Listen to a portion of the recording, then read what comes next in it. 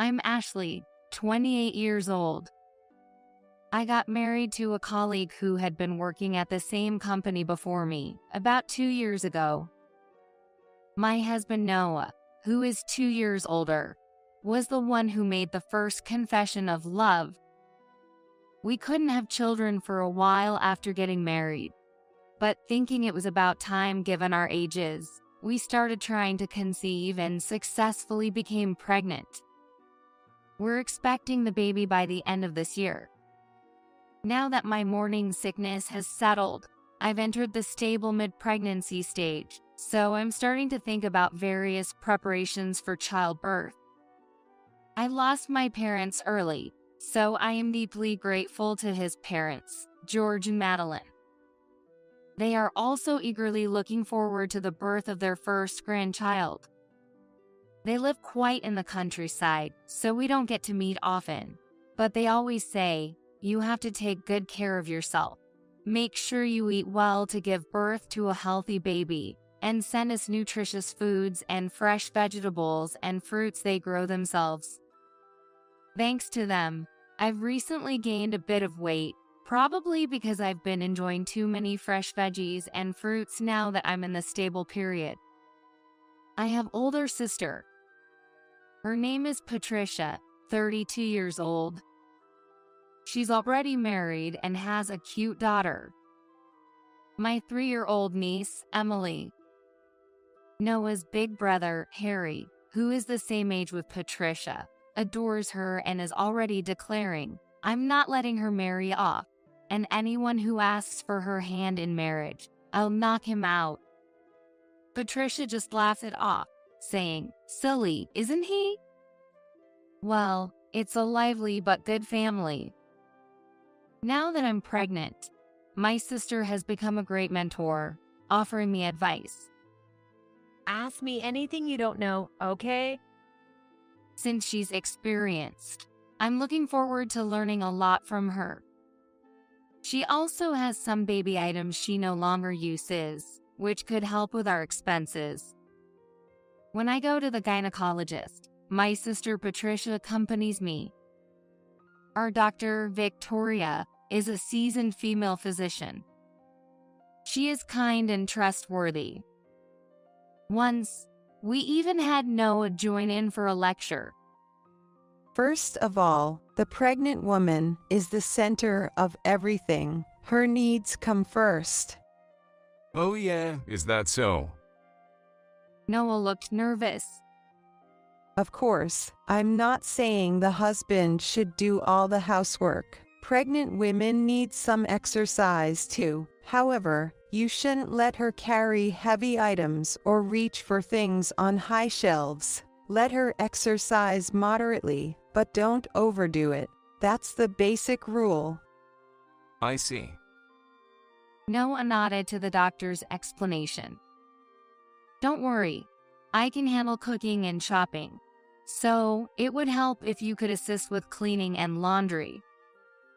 I straightforwardly asked Noah for help. Well, that's not much different from now. Leave the heavy shopping to me. He responds with a smile. It makes me genuinely happy that Noah is so proactive in saying such things.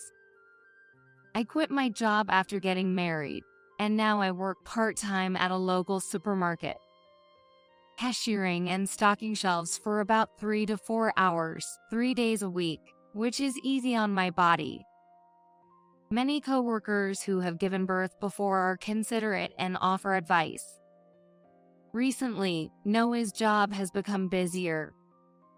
Since we worked at the same company, I am familiar with what he does. It's a clerical work, so except for the fiscal year end, there shouldn't be much overtime. I've been busy because I started a new department. I was put in charge along with some younger colleagues, and they made me the leader. But I'm worried about him overdoing it. I have to try hard because I'm going to be a dad. Just don't overdo it. Yeah, I'm taking breaks appropriately, so I'm okay. He reassured me. Then, one day, I got a call from my cousin. Hey Ashley, I need some advice. His name is Thomas. He is 2 years younger than me and just got married last year. His wife is Alice. They were classmates and have been dating since high school. He recently found out she's pregnant and often consults me, since I have a bit more experience. So, what do you want to know? Well, Alice's morning sickness is really bad, and it's hard to watch because she's suffering. She can't eat anything because she can't stand the smell of bread. What should I do? Silly, isn't it? If she can't eat bread, let her eat cake, right? That's like saying Let Them Eat Cake by Marie Antoinette, or a cake logic. Anyway, seriously, tell me, how were you at that time? I just gave up on things that smelled bad and ate what I wanted to eat. Also, I made sure to drink plenty of fluids. Oh yeah, having mint-flavored chewing gum or candy helped me feel better. Okay, got it. Thanks, Ashley. If anything else comes up, I'll call you. If my older sister Patricia is mentoring me about childbirth, then my cousin Thomas is my protege. Our houses are close, and since he runs his own business, it's easy for him to find time, so we had many opportunities to meet even before he was married. On the other hand, my husband Noah started working more weekends, saying it was due to his job. He wanted to sort through the documents he collected during the week all at once on his days off. Lately, we've been spending less time together, and I've felt Noah's attitude changing. One night, upset about his frequent holiday work, I complained. "Can't you do something about work? You said you'd support me with the housework, but I'm doing it all." My belly has grown so much that even cutting my nails has become a challenge. This is an important time for my job. Couldn't you support me a bit? Instead of just ignoring my requests, he started demanding support from me. I understand, but it's hard for me too. My belly is already this big. I'm trying hard for our child too. Don't just push your own agenda on me. And what? I heard you've been meeting a man outside recently. What? A man? Oh, that's just my cousin Thomas. He helps me with shopping when you're not around. Cousin, really?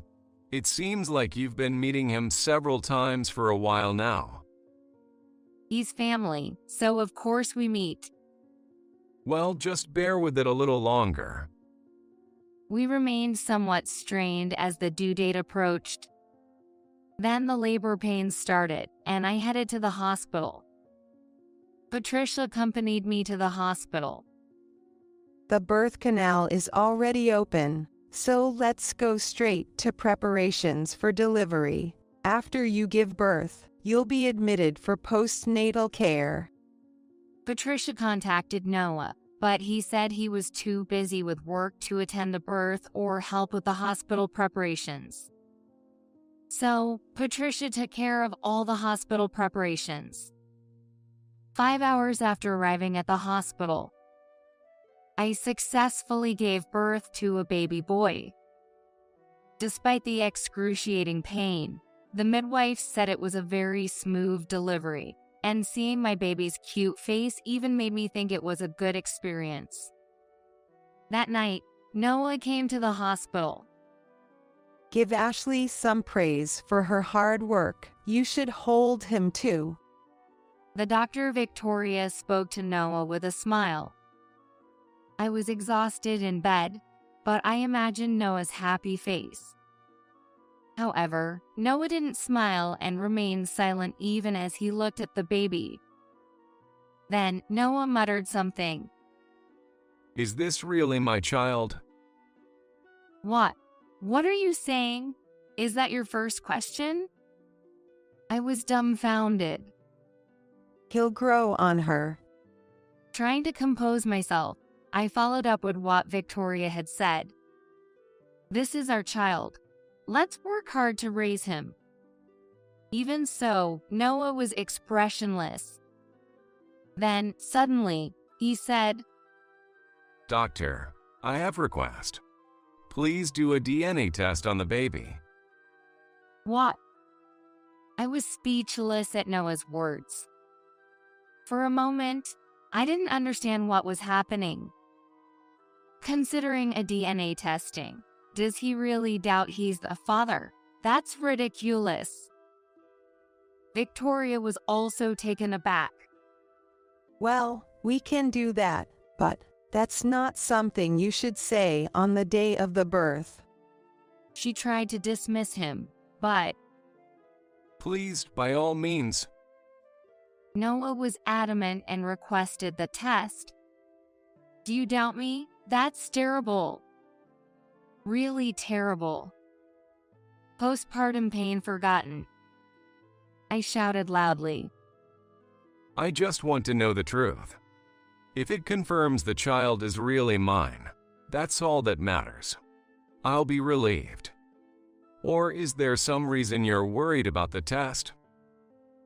Is he suggesting I have something to hide? Really terrible.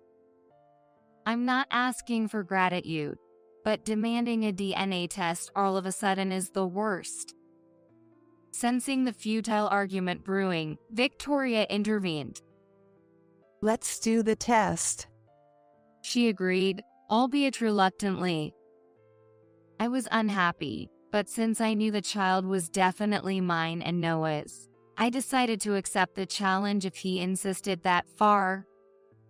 When Noah left the room, I broke down in tears. I had thought Noah would be happy. Instead, the fact that he doubted me enough to demand a DNA test.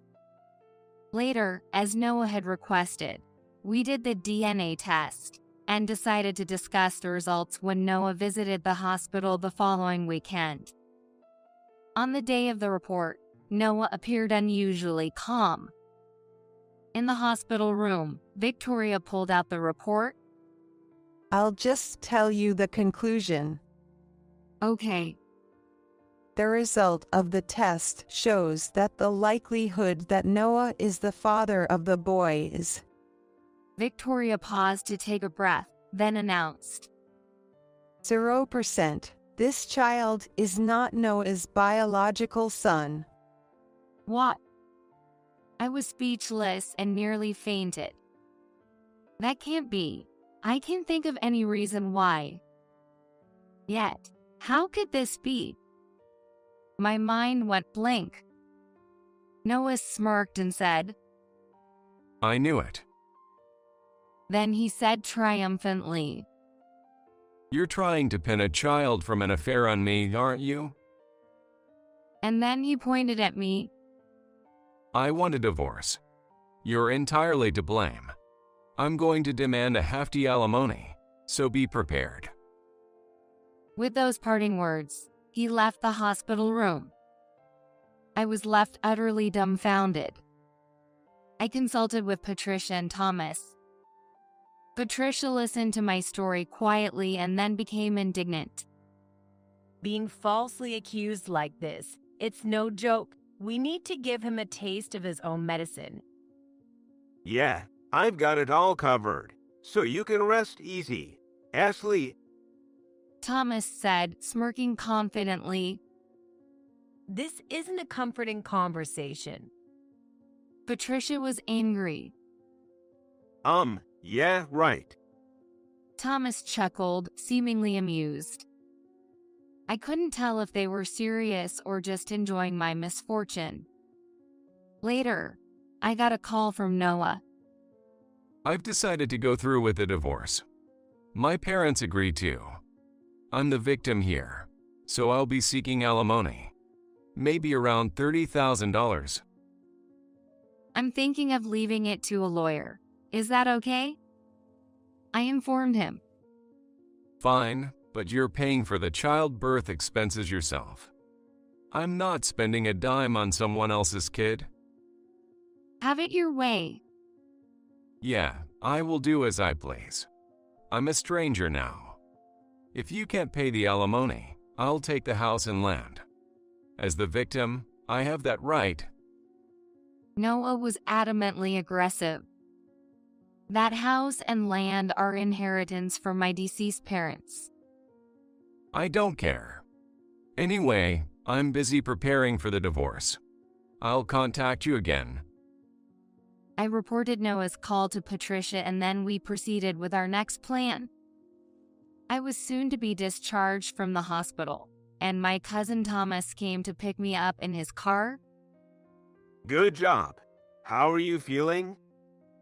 Yeah, I'm feeling much better, but I have to keep going for this little one's sake.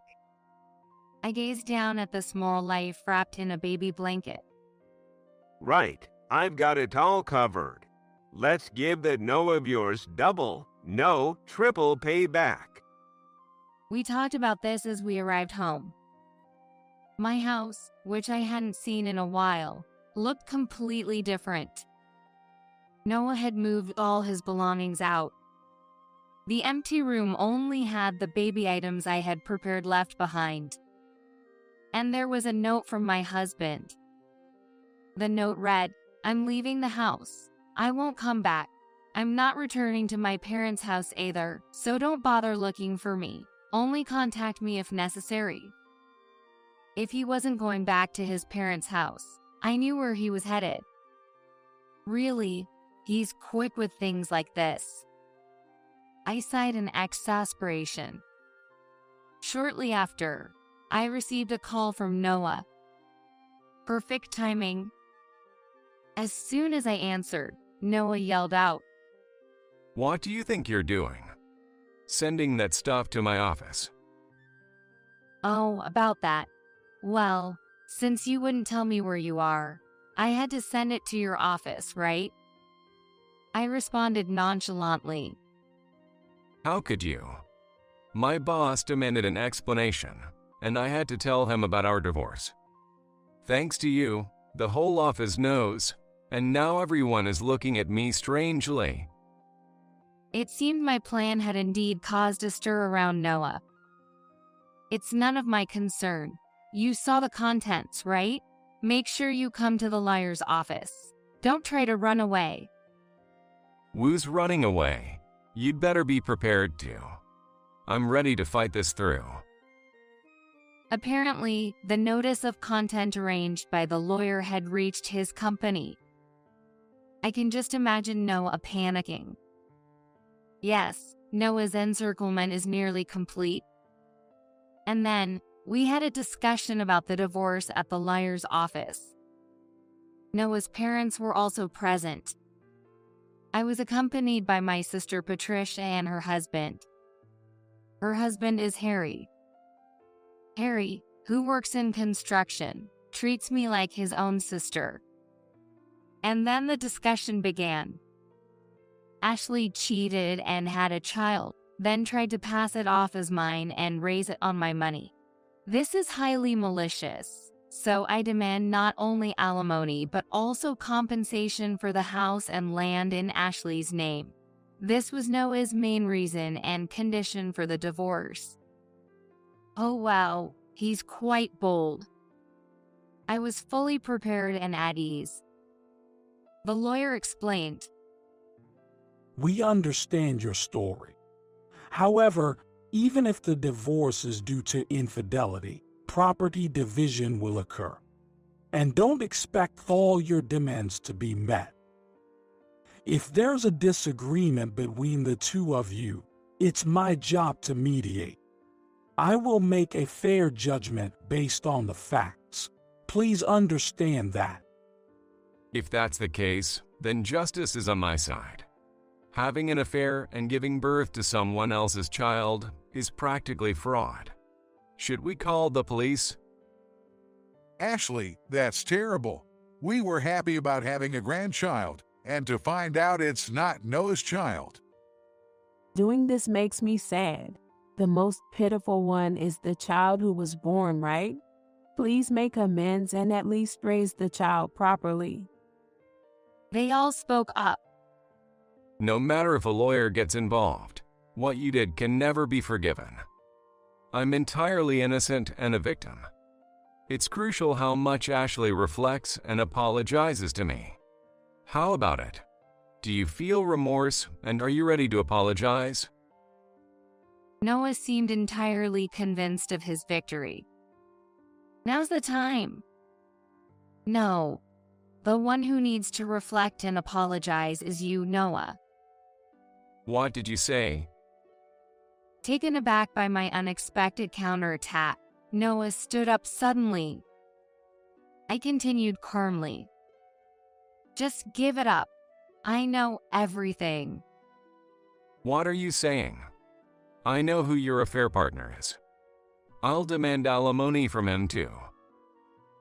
I decided it was time to present my trump card. Actually, I've invited someone here.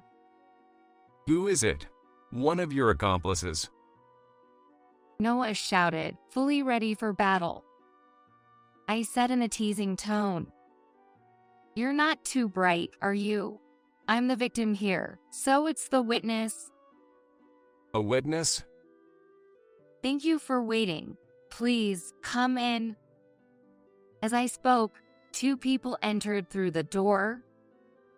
Noah's mouth hung open in shock. You are. And you are. Yes, it's Victoria, the gynecologist, and my cousin Thomas. Hello. Victoria greeted. Nice to meet you. I'm Ashley's cousin, Thomas. Thomas introduced himself. This guy is Ashley's affair partner. You're cousins, and you had a child together. Please don't say such rude things. I live nearby, and I was just consulting because my wife Alice is pregnant. I've always seen Ashley like a friend, never as a woman. Hey, that's a bit rude, isn't it, Thomas? I'll have to scold you later. I'd like to say my piece soon. Victoria interjected with a wry smile. Sorry, Victoria, please go ahead. I urged her to explain. Thank you.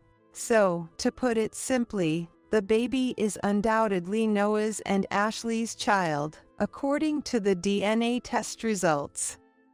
What? Noah exclaimed in shock. But at that time, you said it wasn't my child. You bribed the lab technician to falsify the results. When my husband, who is the hospital's chairman, confronted the technician, he broke down crying and confessed everything. We even recorded that confession. I might confess too if confronted by her husband. Damn it. Noah bit his lip. Patricia thought the test results were suspicious and brought your hair to request another test. Normally, we don't do that, but I got convinced after talking to her, Ashley's sister, and the retest confirmed the baby is indeed both of yours.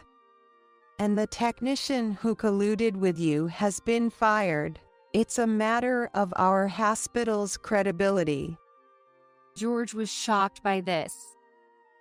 Noah, why would you do such a thing? George stood up and confronted Noah.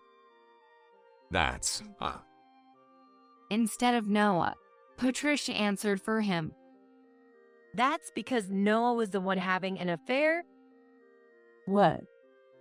His parents gasped and were speechless. When we went shopping in the city, Patricia saw Noah walking with an unknown woman. It was Saturday, and when she checked with Ashley, she said Noah was supposed to be working that day. So it seemed suspicious, and she asked Thomas to look into it. Turn to, Thomas said proudly.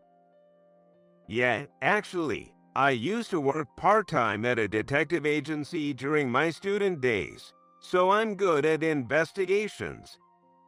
He began bragging. And then we found plenty of evidence of the affair. Here's a recording of that time. With that, Patricia played the voice recorder. It captured Noah and another woman's voices. We'll get her DNA test and fake it as someone else's child. That way, it'll serve as evidence of the affair. There's a suitable guy. He's supposedly a cousin, but we have photos and can frame it as an affair. If it works out, I can push all the blame onto Ashley and get a divorce. I'll get alimony, and since she had a child, I can claim the house and land too. I'm the tragic hero. There's no problem with you and me being together. How's that? I'm a genius, right? More like a villain than a genius, you know. You're like a bad guy from a drama, aren't you? Their laughter followed on the recording. Stopping the recorder, Thomas added, Your partner is a younger colleague from your own team at work. Noah's face turned pale. With such compelling evidence presented, there was no room for him to argue. Well, now that the facts are clear, it's my turn. The lawyer said with a smirk. Then, pulling various documents from an envelope, he began to explain. Here are Ashley's demands. She requests a divorce from Noah. She has stated that she will not pursue the matter of the DNA test falsification, so we will not address it here. We will seek alimony from Noah and the woman he was involved with. Additionally, we will demand property division and child support from Noah. His parents were utterly stunned by the unexpected turn of events. Noah, intensely questioned by Patricia and me, was utterly devastated. I filled out the divorce papers, signed my part, and had Noah write his portion. The completed divorce papers were promptly submitted by the lawyer. After leaving the office, we celebrated with drinks at a nearby bar, and thus, I divorced Noah. I received a substantial amount in alimony and a lump sum for child support. By the way, I named my son Adam. It seems his parents had advanced the money. Noah was completely cut off from his parents. He is said to be repaying the debt little by little. Noah's affair partner was a woman from his company. Their affair during work hours came to light, and both were dismissed for violating company policies. Abandoned by that woman, he struggled to find new employment and is now working part-time at a gas station. I live with my son, Adam. He's still young, so I've taken a leave of absence to focus on childcare. It looks like we'll manage with the alimony for a while. Adam is adorable, and as I took photos and videos, my cousin Thomas edited them and uploaded them to a video site. This unexpectedly became quite popular.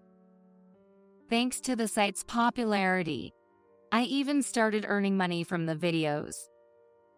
The earnings were substantial, so I decided to save for Adam's future. My parenting is supported by those around me. Patricia, of course, and the ladies from my part-time job also helped.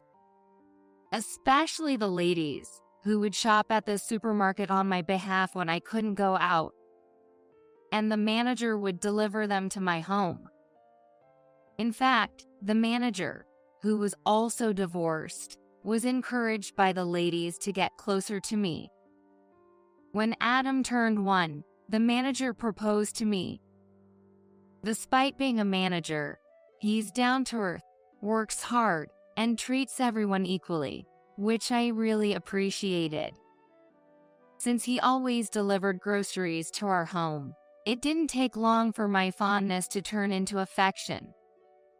I happily accepted his proposal. Adam had met him many times and was fond of him, and he seemed trustworthy because he cared about Adam. Although I accepted his proposal, We couldn't get married right away and went into a preparation period. Recently, Adam started calling him Dad. It seems I've managed to recapture the happiness I once let go. This time, I'm determined to hold on to this happiness tightly. As I watched Adam's peaceful sleeping face, I made this resolve. Really? You've been living at your parents' place since the divorce. Living with your parents means you're still single, right? Sorry for rubbing our happiness in your face like this. Oh, that's right. Give us a wedding gift. Celebrate with us that we're having a baby, will you? Don't be so cruel. But seriously, you've aged. You look like an old lady now. Wait, you're 39 this year. Breaking up was the right decision. 10 years ago, my husband left me for my younger sister, who is 5 years younger than me. That sister and her husband came to our parents' house because they were expecting a child. My sister, rubbing her big belly, and my ex-husband, patting the head of their child, were blatantly showing off their happiness. I've moved on from what happened 10 years ago. I'm fine with not being married anymore, so don't think your actions will make me feel bitter. Don't put on such a brave face. I'm not pretending. People have different values, right? My values have changed, and I've decided to live for my work instead of getting married or having kids. My career is going well now, and I feel very fulfilled. You should just admit you're jealous. You, a hired nail technician, saying your work is going well, feeling fulfilled, sounds like the howling of a loser to me. As I was troubled by their persistent bragging, my mother, unable to watch this any longer, stepped in to mediate. Please, listen calmly. What Olivia said about living for her job and it going well is true. What do you mean? After this, they would find out how much I had changed over the past 10 years, leaving them at a loss for words. I am Olivia. I'm working as a nail technician in a nail salon at 29.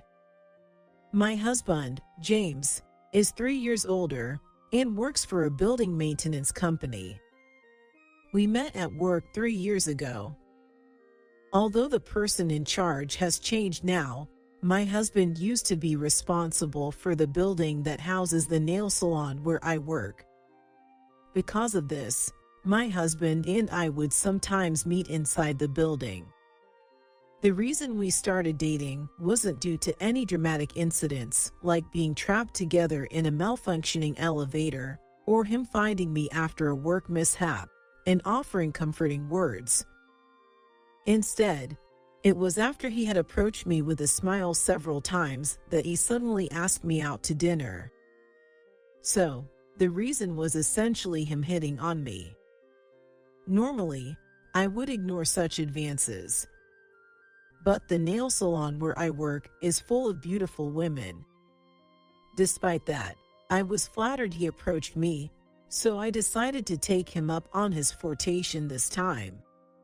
Olivia, you're always smiling so beautifully. I see you sending off customers, and they always leave looking so happy. That means they trust you and are satisfied with your work, right?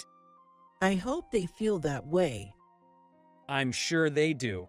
Have you been a nail technician for long? Since graduating from vocational school, so it's nearly 6 years now. 6 years, huh? That's a significant milestone. Are you thinking about the next step? Not a step, but my ultimate goal is to open my own nail salon.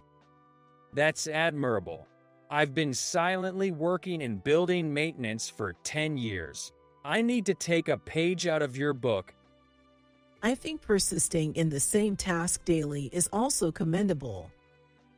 Initially cautious, by the end of our meal, I was more relaxed, and the conversation with him flowed smoothly.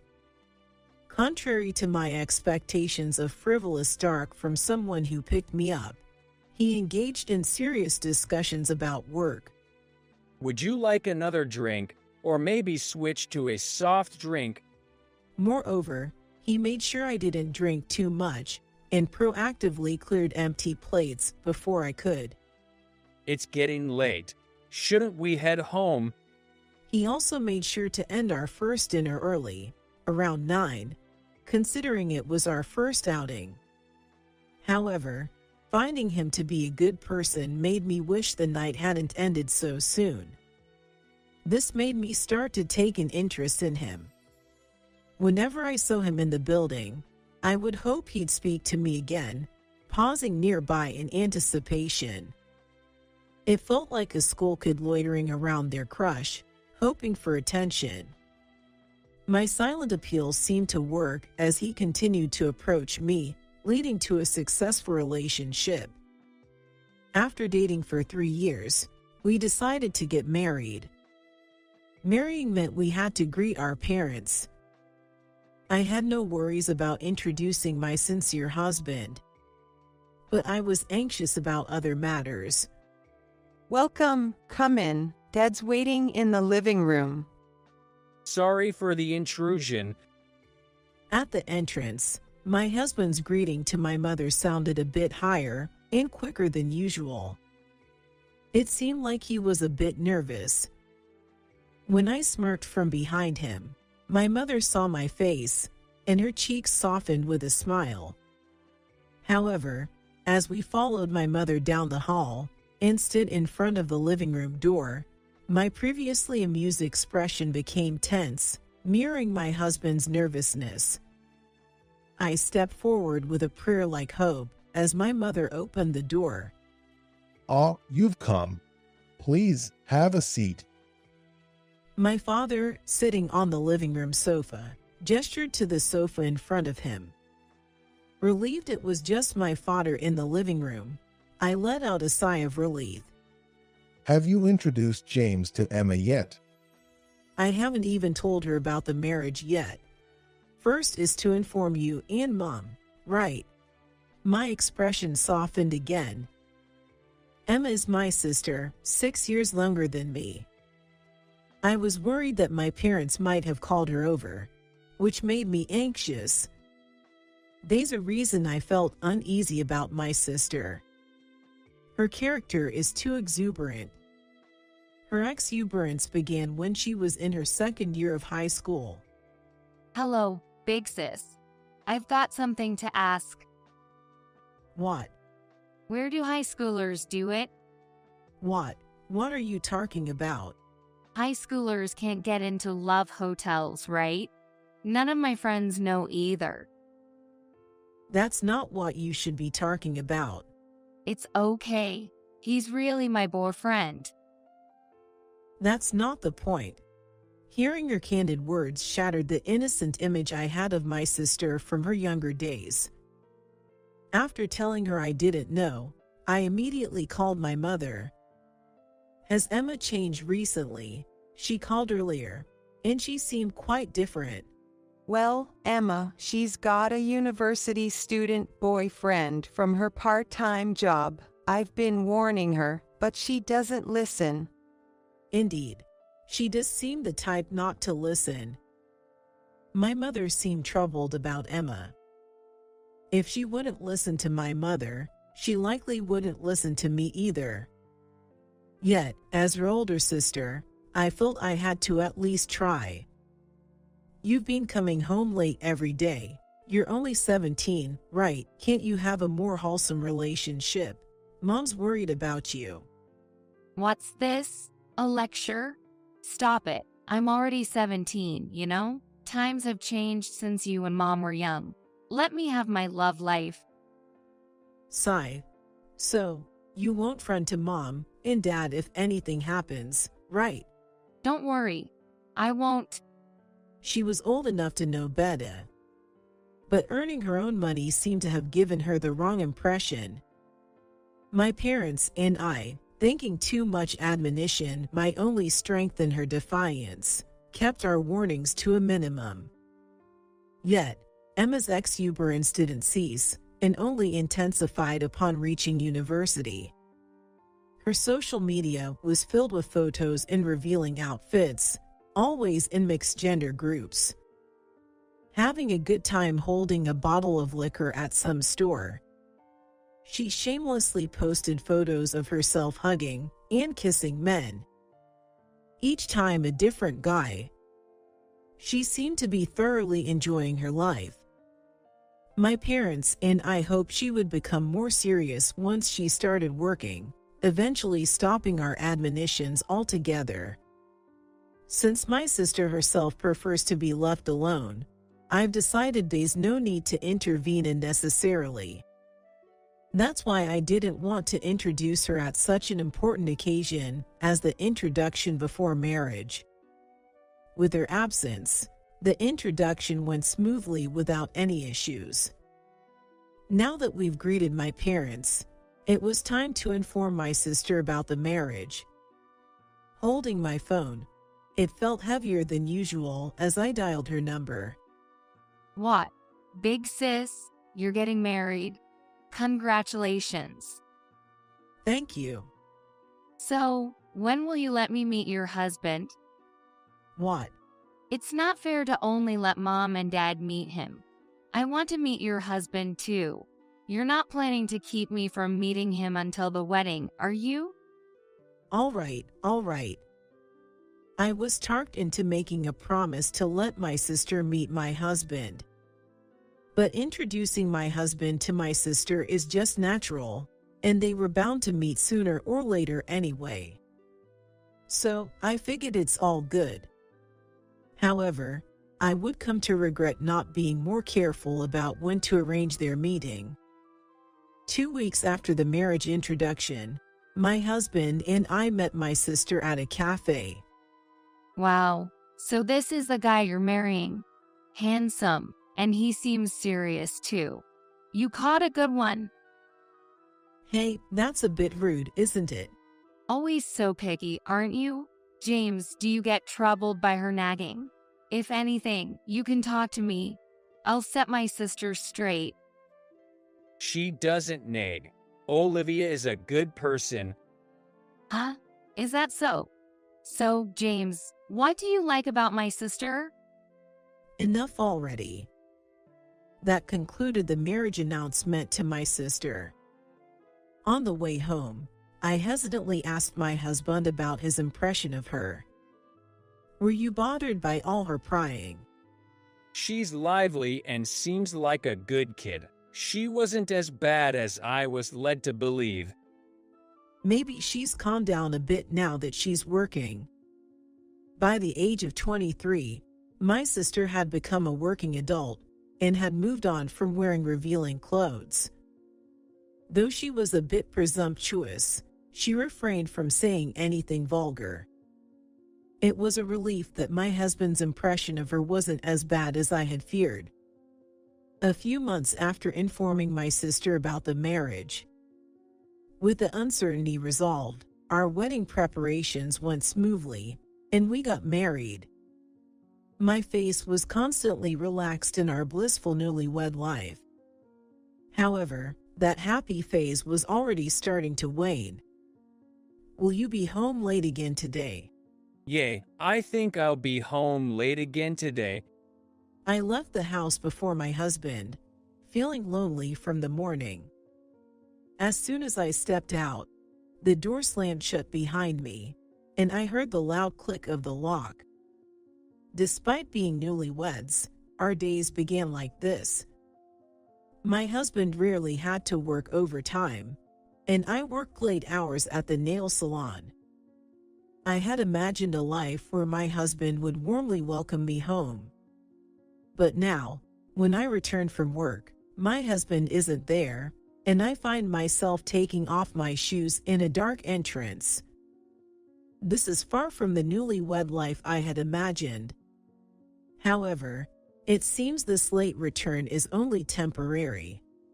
Someone quit suddenly, so I have to fill in no matter what. But are you okay working so late all the time? It's just until we find someone new. And there are people who work much more overtime than me. If I can get home before the date changes, it doesn't even count as overtime.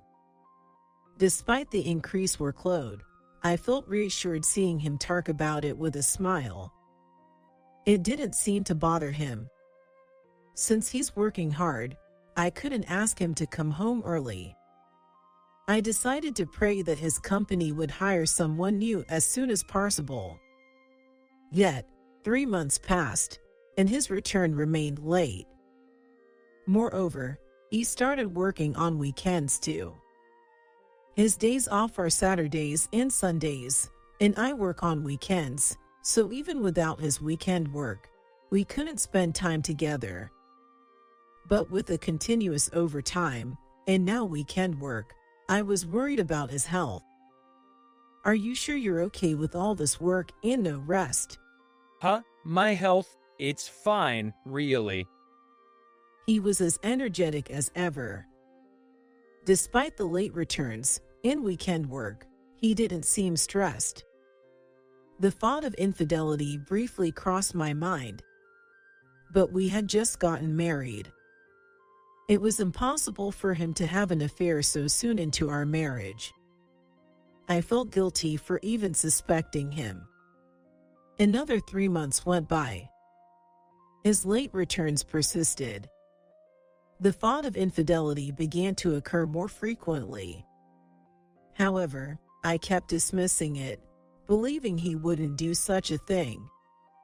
For about half a year, I've been deceiving myself, but an incident that forced me to confront the possibility of his infidelity happened.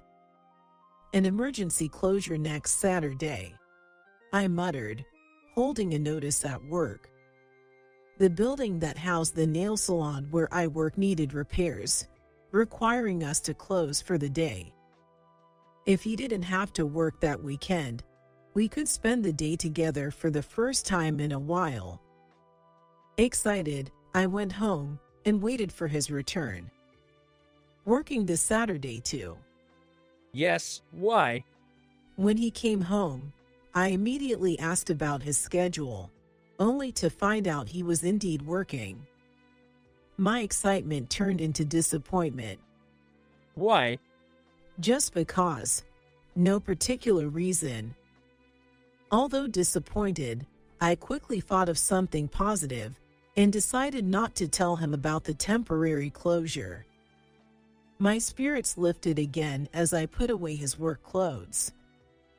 The following Saturday, I'll head out first, then. All right, have a good day. Pretending to go to work as usual, I left the house. Exiting the house, the door slammed shut, and I could hear the lock clicking into place. After leaving, I spent some time at a cafe, then went to the supermarket to buy ingredients, and returned home before noon. All right, let's do this. Rolling up my sleeves, I started prepping for cooking in the absence of my husband. The ingredients I bought were extravagant, and the dish I planned to make was both time-consuming and labor-intensive.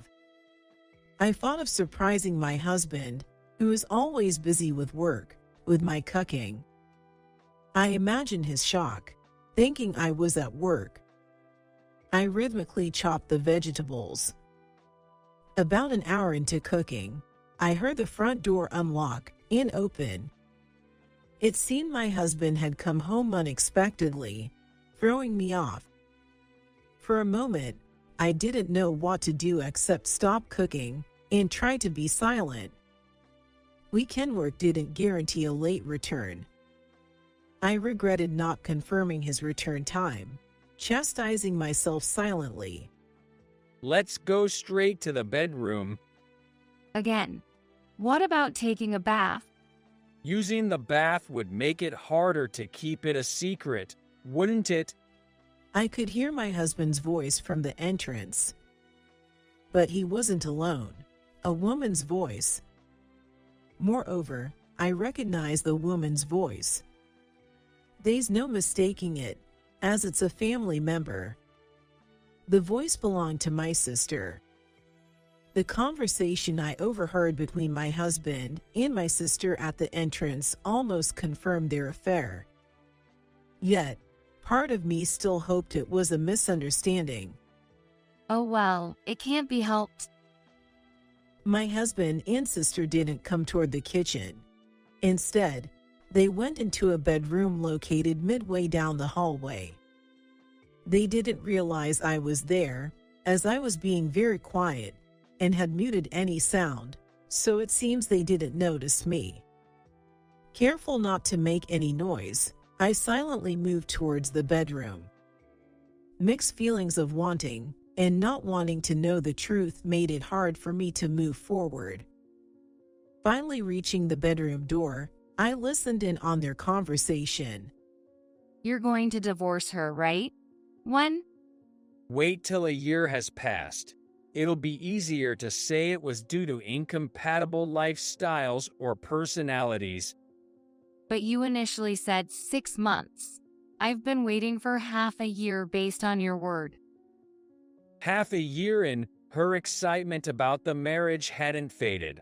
Divorcing so soon after the wedding would look bad, don't you think? Just wait a little longer. So, no matter what, you'll divorce her after a year, right? This was no misunderstanding. Despite the door, their conversation was clear.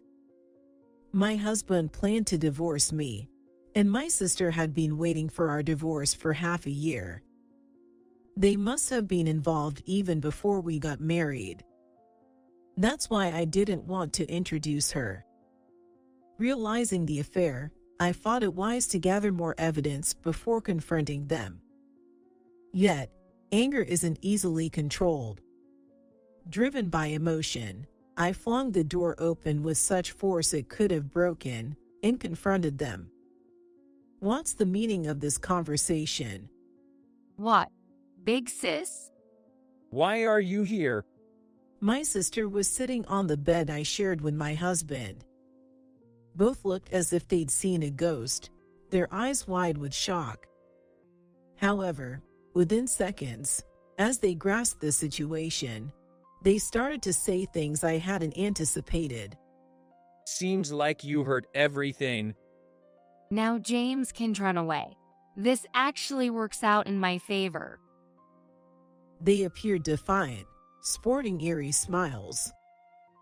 Defiant people are strong, and there's nothing scarier than that. I experienced this firsthand. You heard us, right? So, divorce me. What? I was taken aback by my husband's words, my body freezing like stone. It wasn't just the demand for a divorce that shocked me. I was shocked that, in this situation, they calmly presented me with a divorce. We're serious about each other. It's just that God made a mistake in the order He introduced James to us sisters.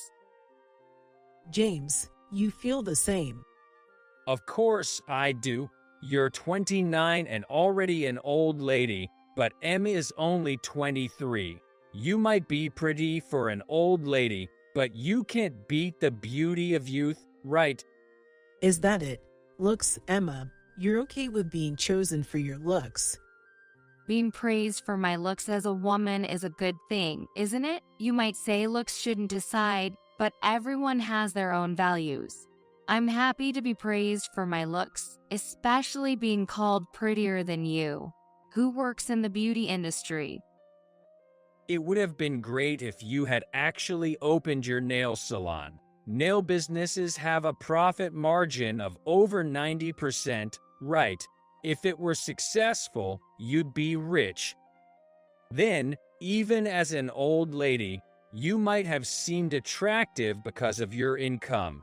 But in the 3 years we've been together, nearing 30, you've done nothing.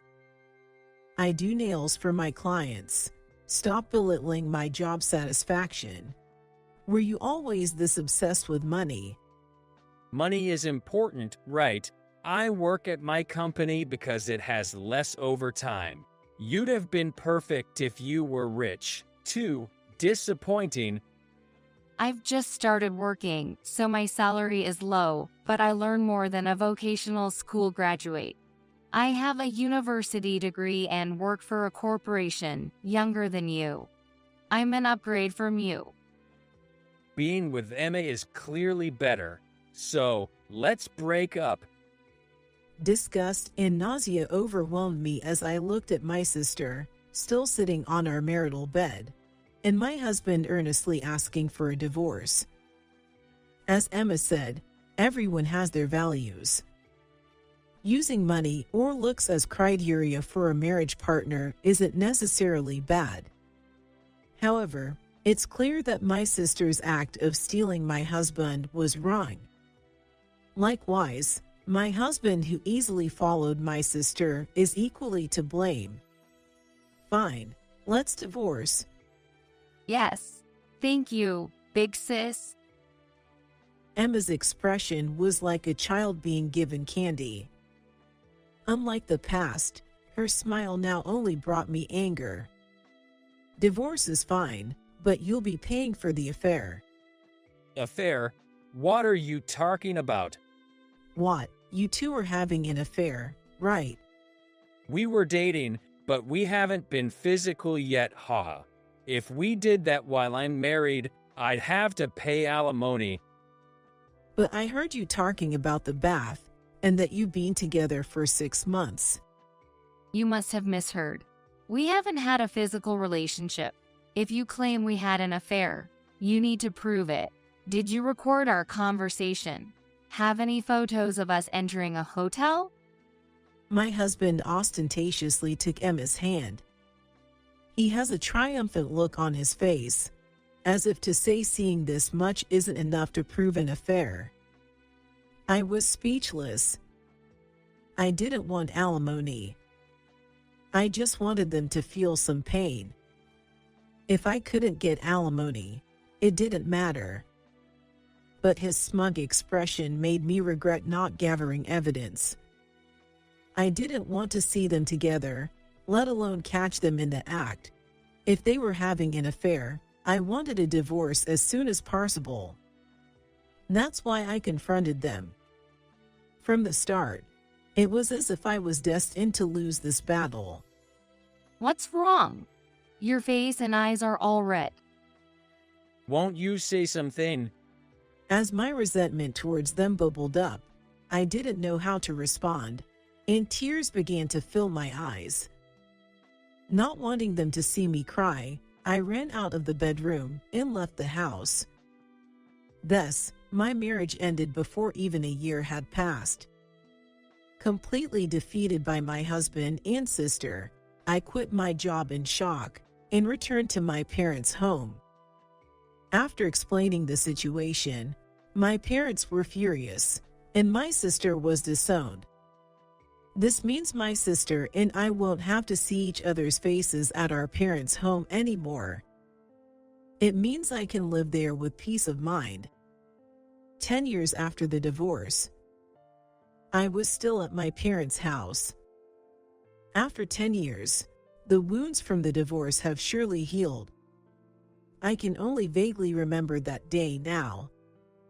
Since I'm almost forgetting about it, it would be fine to move out, but my parents have turned 70. Therefore, without being asked, I just decided to stay at home as a single person, without remarrying. As if to reopen the wounds that had healed over these years, my sister contacted my mother for the first time in 10 years. Emma called, asking if it's okay for her to come home for childbirth. What do you think? What do you mean? It's her second child. The first one is still small, and it seems quite tough. Maybe she thinks it's about time to come back home after 10 years. I told her I'd get back to her, but what should we do? Why not? Let her come. As I replied with a mischievous smile, my mother looked at me with a somewhat exasperated expression. It seemed like a sign from her to do as I please. It's like God has given me the opportunity to let out the vengeful feelings that I couldn't explode 10 years ago. 3 days after my mother called my sister, she came home. I've returned. My sister came back, so I went to greet her at the entrance. Although I was supposed to hate even seeing her face, my steps were light. Welcome back. It's been 10 years. What? You've been living at home since the divorce? Yes, that's right. Not only my sister came home, but also my ex-husband and their child. The child must be around first grade. Maybe feeling uneasy in a strange place, the child was holding both of my ex-husband's hands. It was a cute sight. Perhaps, if the child wasn't my sister and my ex-husband's, I might have found the child even cuter. Looking at my sister, my gaze was drawn to her big belly. Then, I inadvertently made a face as if thinking marriage might not be so bad after all. So, you've been living at home all this time, which means you're still single, right? Sorry for flaunting our happiness like this. Oh, that's right. Give us a wedding gift. Celebrate the fact that we're having a child. Don't be so harsh. But man, you've aged. You've become quite the old lady. You're 6 years older than Emma, so you're 39 this year. Look at the difference between you and Emma. Breaking up was the right decision. My sister rubbed her enlarged belly, and my ex-husband patted the child's head, flaunting their happiness. Also, as they thought my parents weren't there, they said whatever they wanted, thinking it was just me. It's as if the continuation of that day 10 years ago is happening right now. However, I don't really envy the sight of my sister and her husband.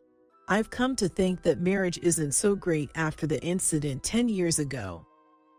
Even if you do that, I won't feel bitter. Don't put on a brave face. I'm not putting on a brave face. Everyone has their own values, right? My values have changed, and I've decided to live for my work instead of getting married or having children. My work is going well now, so I'm very fulfilled. It would be nice if you could just honestly say you're envious. You, a nail technician, saying your work is going well, fulfilled. It sounds like the howling of a loser. I truly don't envy my sister and her husband. I believe there are as many forms of happiness as there are people, but my sister and her husband, who are convinced that getting married and having a family is happiness, keep flaunting their happiness. As I wondered how to explain so they would understand, my mother, seeing the situation, came out. Oh, Mom, long time no see. Did you hear our conversation just now? It's not like that. This is, like being shy because we met for the first time in 10 years or something. Thinking that my mother heard their conversation with me, my sister and her ex-husband started making excuses in a panic. My mother spoke to my sister and her husband as if to admonish them. Please calm down and listen. What Olivia said about living for her work and it going well is true. What? What do you mean? Olivia, she started her own nail salon and it's doing well. What? Is that true? Yes, it's true. Now she owns 3 nail salons. She's also running an eyelash extension salon a bit and dealing with beauty products. And her annual income is? It's over $200,000, I guess. What the heck? You used to say nails weren't about making money, but for the clients. In the end, you're just making a giant profit from it. It's over $200,000. Don't say such unpleasant things. I opened the second and third stores because the first one did well, and I wanted more people to enjoy nail art. I started the eyelash extensions and beauty products due to high demand from customers. The increase in annual income was a result of that, not because I expanded the scale with money in mind. I can't believe it. My sister became rich from nails. It seemed beyond their imagination that I had become a nail salon owner, as my sister and her husband were at a loss for words. For me now, making customers happy with my nail art is the greatest joy. This fact, conveyed by my mother's assistance, seemed to finally make my sister and her husband understand that I genuinely do not envy marriage or childbirth. It was time for conversations not suitable for children's ears. Thinking the talk would continue, my mother took my sister's child further inside the house. My mother really provides the best assist. Now, I can beat my sister and her husband without holding back. By the way, you said you'd earn more than me with your college degree, right? How much are you making now? My sister couldn't say anything back, and just rubbed her belly to distract herself. Feeling good, I decided to be a bit mean, as if taking revenge for 10 years ago. What's wrong? I mentioned my income. Shouldn't you answer when asked? I'm part-time, so about $10,000. Part-time? So, you quit your company job. With part-time income, you can't surpass mine. How about you? Are you still working in building maintenance? Yo, still at the same company. About $35,000 a year. What? Your income hasn't changed much from 10 years ago. Weren't you supposed to learn from my ambition? My sister stopped rubbing her belly and answered in a voice that seemed to mutter in frustration. And my ex-husband, too, looked down at the ground as if bowing, answering in a small, insecure voice that seemed about to vanish. Even showing off a big belly and a child, my values have changed, and they look down on me for being just a hired nail technician. But I opened my nail salon and became an owner. They completely failed in trying to take the upper hand over me. I think my words to my sister and her husband are mean, but there's resentment from being cheated on and divorced 10 years ago, so I hope this much is forgivable. I'm fully satisfied with having hit back at my sister and her husband's attempt to take the upper hand. However, there's been something on my mind for the past 10 years, and there's just one thing I really need to confirm. Hey, James, do you have any intention of coming back to me? Huh? If you can decide right now to divorce Emma and come back to me, I might consider reconciling. My ex-husband seemed to ponder for a moment. Seeing that expression, I quickly threw the next words. Just kidding, obviously. No need to take it so seriously. I didn't intend to mock my ex-husband. I just wanted to see the couple's reaction. Just as I didn't miss the moment my ex-husband pondered, I didn't miss my sister's expression either. Why would you hesitate there? You were supposed to refuse right away. No, of course I was going to refuse. Don't lie. You were planning to leave me and the kids. We're miserable because you don't earn more. Can you even say that? You said we'd work hard together when we got married, yet you quit your job so soon. Even if you switch jobs, you don't last, and now you're saying you'll work part-time for the rest of your life because of the pregnancy. What does that even mean? You, on the other hand, keep buying cosmetics and clothes without making much money. My mean comment sparked a fight between my sister and her husband. I figured since my sister lived freely from high school to college, she wouldn't last in a strict corporate job. Moreover, from what I've heard from my ex-husband, it seems like my sister has a carefree attitude towards money, like a student who doesn't worry about living expenses or income. My ex-husband, on the other hand, showed his true nature when we divorced, wanting money easily. I thought that if I hinted at reconciliation, he would immediately agree.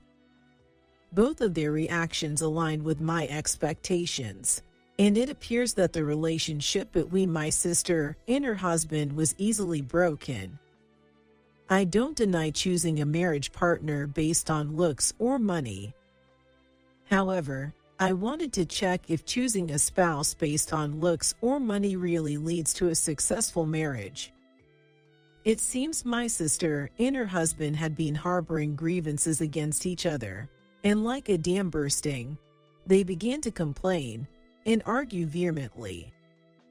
While some couples may do well choosing partners based on looks or wealth, at least it doesn't seem to be the case for my sister and her husband. Their argument heated up, and their voices grew louder. If this continues, it might disturb the neighbors, and the children, who were taken to the back of the house, might hear them. I decided it was time for them to leave. If you're going to argue, could you please go home and do it there? What? But I came back here for childbirth. In this situation, it's fine by me, but I live in this house too. Besides, you might have forgotten, but when you two came to this house, you both badmouthed me, and Mom heard everything. In such an awkward atmosphere, do you really think you can calmly give birth to a healthy baby? My sister was silenced by my words, unable to retort. It seems I've won completely. The reason I had my sister and her husband come over was to make them understand that even after 10 years, there's no place for them in this house. I was also to make them feel the frustration I felt from them 10 years ago. Mom, Emma and her family are leaving. Having achieved my goal, I called out to my mom, who was in the back of the house, to bring out my sister and her husband's child. After they got reunited, my sister and her family trudged back home. Later on, my sister gave birth to their second child. With 2 kids, money becomes more necessary. It seems my sister and her husband started arguing even more about money. After letting out their grievances at our home, it seems they began to openly complain to each other without holding back. Eventually, my sister and her husband got divorced. The children were taken in by my sister, but she couldn't support them on a part-time job alone.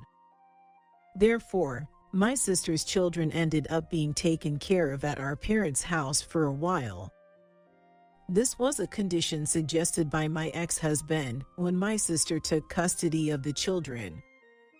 The plan was to return the children once she started working and her life became stable, but it seems she quits jobs quickly, so it looks like it will be a long road ahead.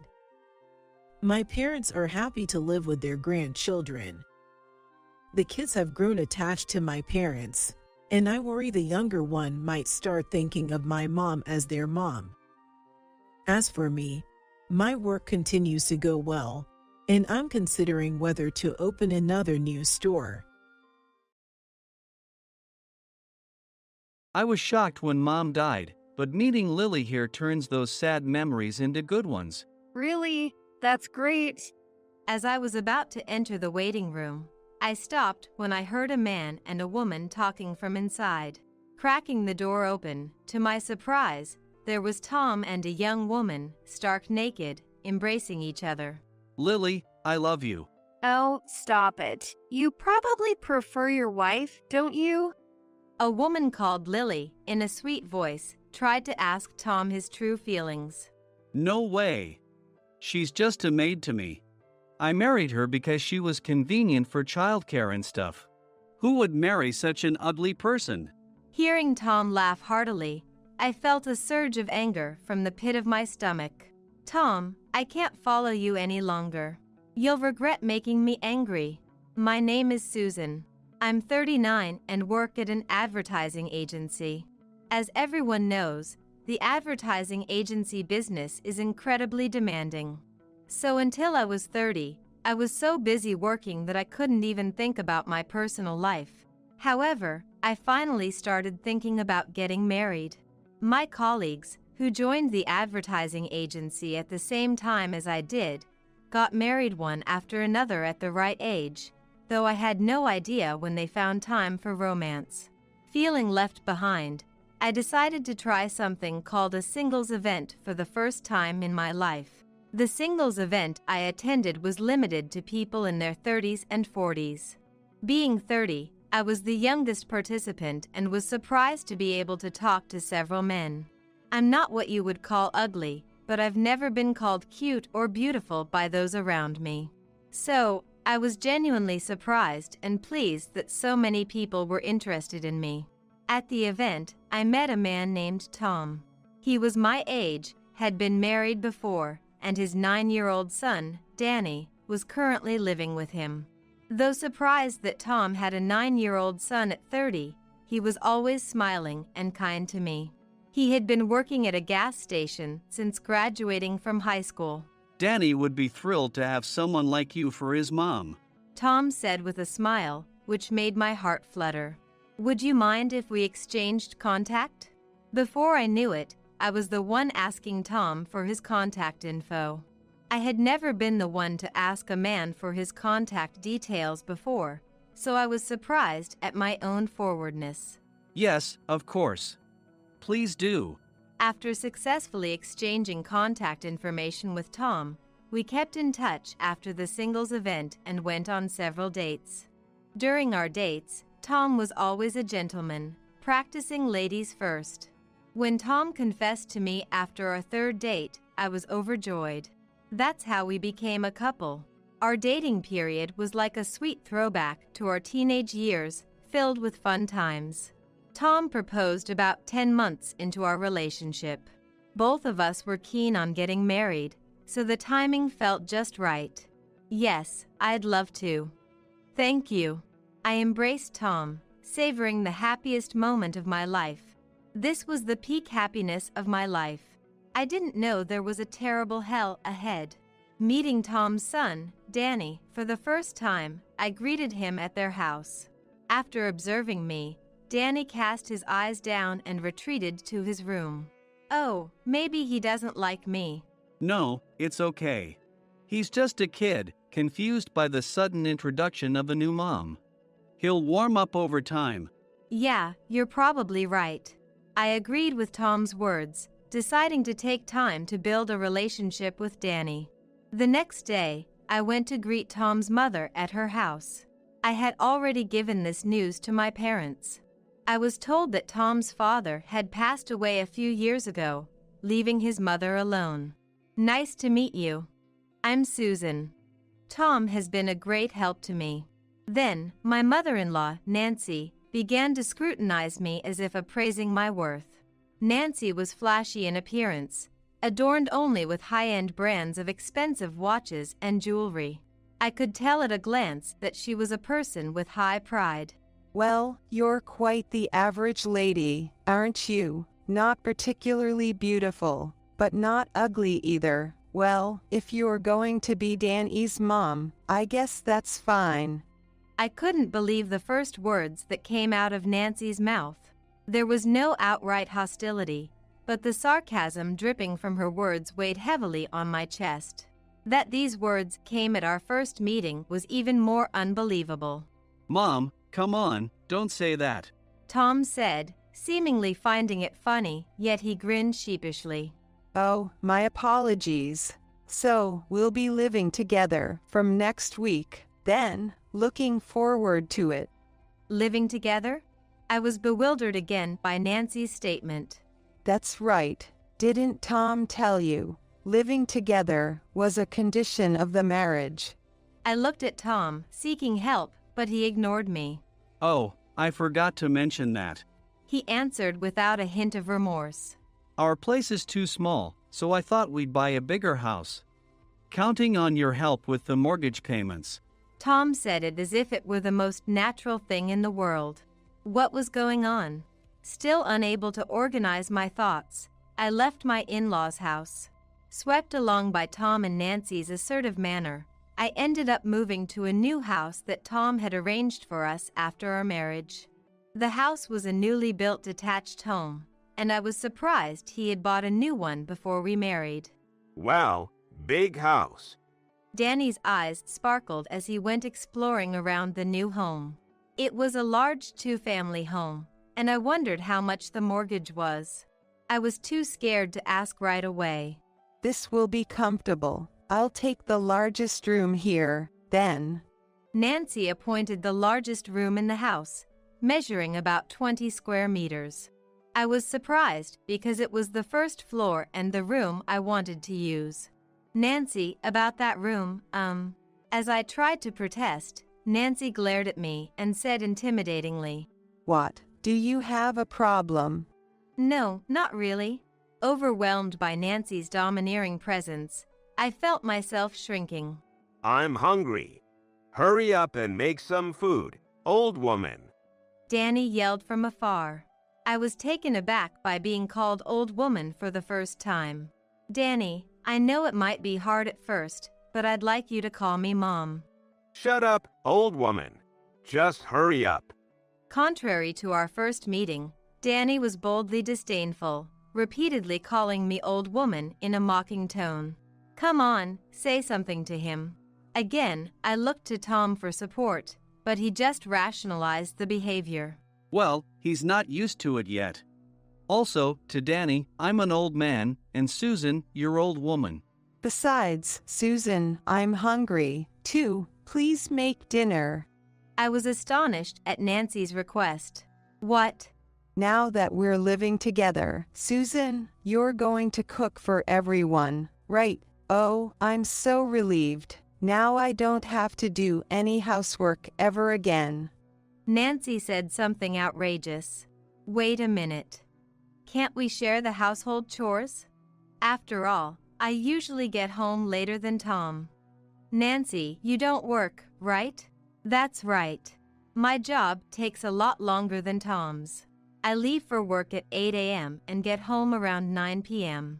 During busy periods, I sometimes work past midnight, filling my days with nothing but work. In contrast, Tom usually gets to leave work on time. As for Nancy, she lives off her late husband's pension. I think it's only fair that she helps with the housework. Oh, come on, don't you have any respect for the elderly? I can't move like I used to. Even walking a bit tires me out. And you want me to do the housework? What a terrible daughter-in-law. Nancy dramatically clung to Tom as she said this. I was too appalled to respond. Tom should be helping with the chores, but he just turns a blind eye. Hey, Mom's right. I bought this nice house, so the least you can do is the housework. He says he bought a nice house, but in the end, it's my earnings that are going to pay off the mortgage. Tom's logic is absurd, and I dread thinking about our future life. Since moving into the new house, I realized I've been treated like a servant by Tom, Nancy, and Danny. Old woman, this curry is too spicy to eat. I'm bringing colleagues over tomorrow, so make sure you clean every corner. My goodness, Susan, can't you even offer a drink to your husband tired from work? What a lousy wife. Complaints about me pervade everything at home. I can't meet all your demands. I'm busy with work, but my pleas only earn cold stares from the family. I feel like Cinderella, bullied by her stepmother and sisters, enduring my married life. This isn't what I expected when I got married. Where has the kind Tom gone? Holding back tears of desperation, I felt overwhelmed with despair. 9 years have passed since then, and here we are. I'm still treated as an outsider and constantly receive snide remarks from my family. Lately, Tom comes home late, increasing my time with Nancy and Danny. I don't know if it's because of that, but they both seem to bully me to their heart's content. Danny, now a college student, has become more insidious in his sarcasm. Tom's late home must be because you're not appealing, right? Probably. Wouldn't be surprised if he's cheating somewhere. He's capable of that. Nancy and Danny deliberately have this vulgar conversation within my earshot. I pretend not to hear and go on preparing breakfast for the next day. Oh, if only Susan would leave this house, we could live here comfortably. After all, a stranger like her living in such a nice house should be grateful. At Nancy's words, Danny bursts out laughing. I tremble with anger. Who is it that makes their daily meals? I want to retort, but holding back prevents further snide remarks. Tom, for his part, often comes home late and drunk, leaving me to take care of him. Aren't you drinking a bit much? Maybe he's up on the alcohol. When I caution him, Tom glares at me menacingly. Shut up. I'm working hard every night. Let me drink as much as I like. His bloodshot eyes are too intense to look directly at. Sighing, I help Tom out of his clothes and fetch him something to change into. How much longer will these days last? Maybe things will improve a bit when Danny gets a job and leaves the house. But I don't think he will live on his own just because he got a job. Where did I go wrong? Regrets pile up day after day. Day after day, my regrets only grow. It's not that I haven't thought about leaving, but then I wonder what would become of this nice house, or I should at least fulfill my parental duties until Danny gets a job. My unnecessary pride gets in the way. I've been serious since I was a kid, and I didn't want to throw things out in the middle. I wish that by tomorrow, a miracle would happen, and everyone would become kind. I was seriously hoping for something out of a fairy tale. Although no fairy tale miracle occurred, a life-shaking event happened a month later. What? Nancy died in an accident. I couldn't help but exclaim loudly in the office when I answered Tom's call and heard the shocking news. I couldn't believe it and listened carefully to Tom's story again. But indeed, as I first heard, Nancy had passed away. It happened in the afternoon while she was returning from shopping. She was hit by a car at an intersection and, due to the severity of her injuries, died at the hospital. Panicked by the sudden news, I was in total shock. What's wrong? I couldn't even respond properly when my coworker showed concern. I left work early that day to discuss the funeral arrangements with Tom, who also left early. I wonder when was the last time Tom and I had a serious conversation. Tom, visibly shocked, spoke in a dazed manner throughout. On the other hand, I couldn't muster any feelings of sadness, as much as it shames me to admit. I even felt a sense of relief. Of course, I couldn't say that in front of Tom, but I took it upon myself to properly arrange the funeral in his dazed state. As much as I disliked Nancy, skipping her funeral was not an option. After managing Nancy's funeral arrangements, I dressed in mourning clothes and headed to the funeral hall. Tom, her only son, was set to be the chief mourner. Danny was sulking and fiddling with his smartphone in the waiting room. As the time for the ceremony approached, Tom's relatives began to arrive in succession. As more attendees arrived, I got busy greeting them. I received words of condolence one after another, but honestly, I felt no sadness about Nancy's death, which allowed me to calmly receive everyone's words. While greeting the visitors, I noticed Tom was suddenly missing from my side. Hey, do you know where your dad went? Even when I asked Danny nearby, I got only an indifferent response. I dunno. Maybe he's in the bathroom or something. As the ceremony time drew closer, everyone was seated properly, but Tom was still nowhere to be seen. I headed towards the bathroom to look for him, but there was no sign of Tom in the bathroom, so I wondered if he might be in the waiting room. Just as I got there, I heard voices inside. I was shocked when Mom died, but meeting Lily here turns those sad memories into good ones. Really? That's great. I was about to enter the waiting room when I was startled by a man and woman's voices from inside. Cracking the door open slightly, I saw Tom and a young woman, stark naked, embracing each other. Lily, I love you. Oh, stop it. You probably prefer your wife, don't you? A woman called Lily, in a sweet voice, tried to ask Tom his true feelings. No way. She's just a maid to me. I married her because she was convenient for taking care of the kids and stuff. Who would marry such an ugly person? So, now that the child rearing is done, all that's left is to divorce your wife, right? Yeah, of course. Just wait, Lily. Hearing Tom laugh heartily, I felt a surge of anger from the pit of my stomach. What was this all about? Was I just a housemaid in Tom's eyes all along?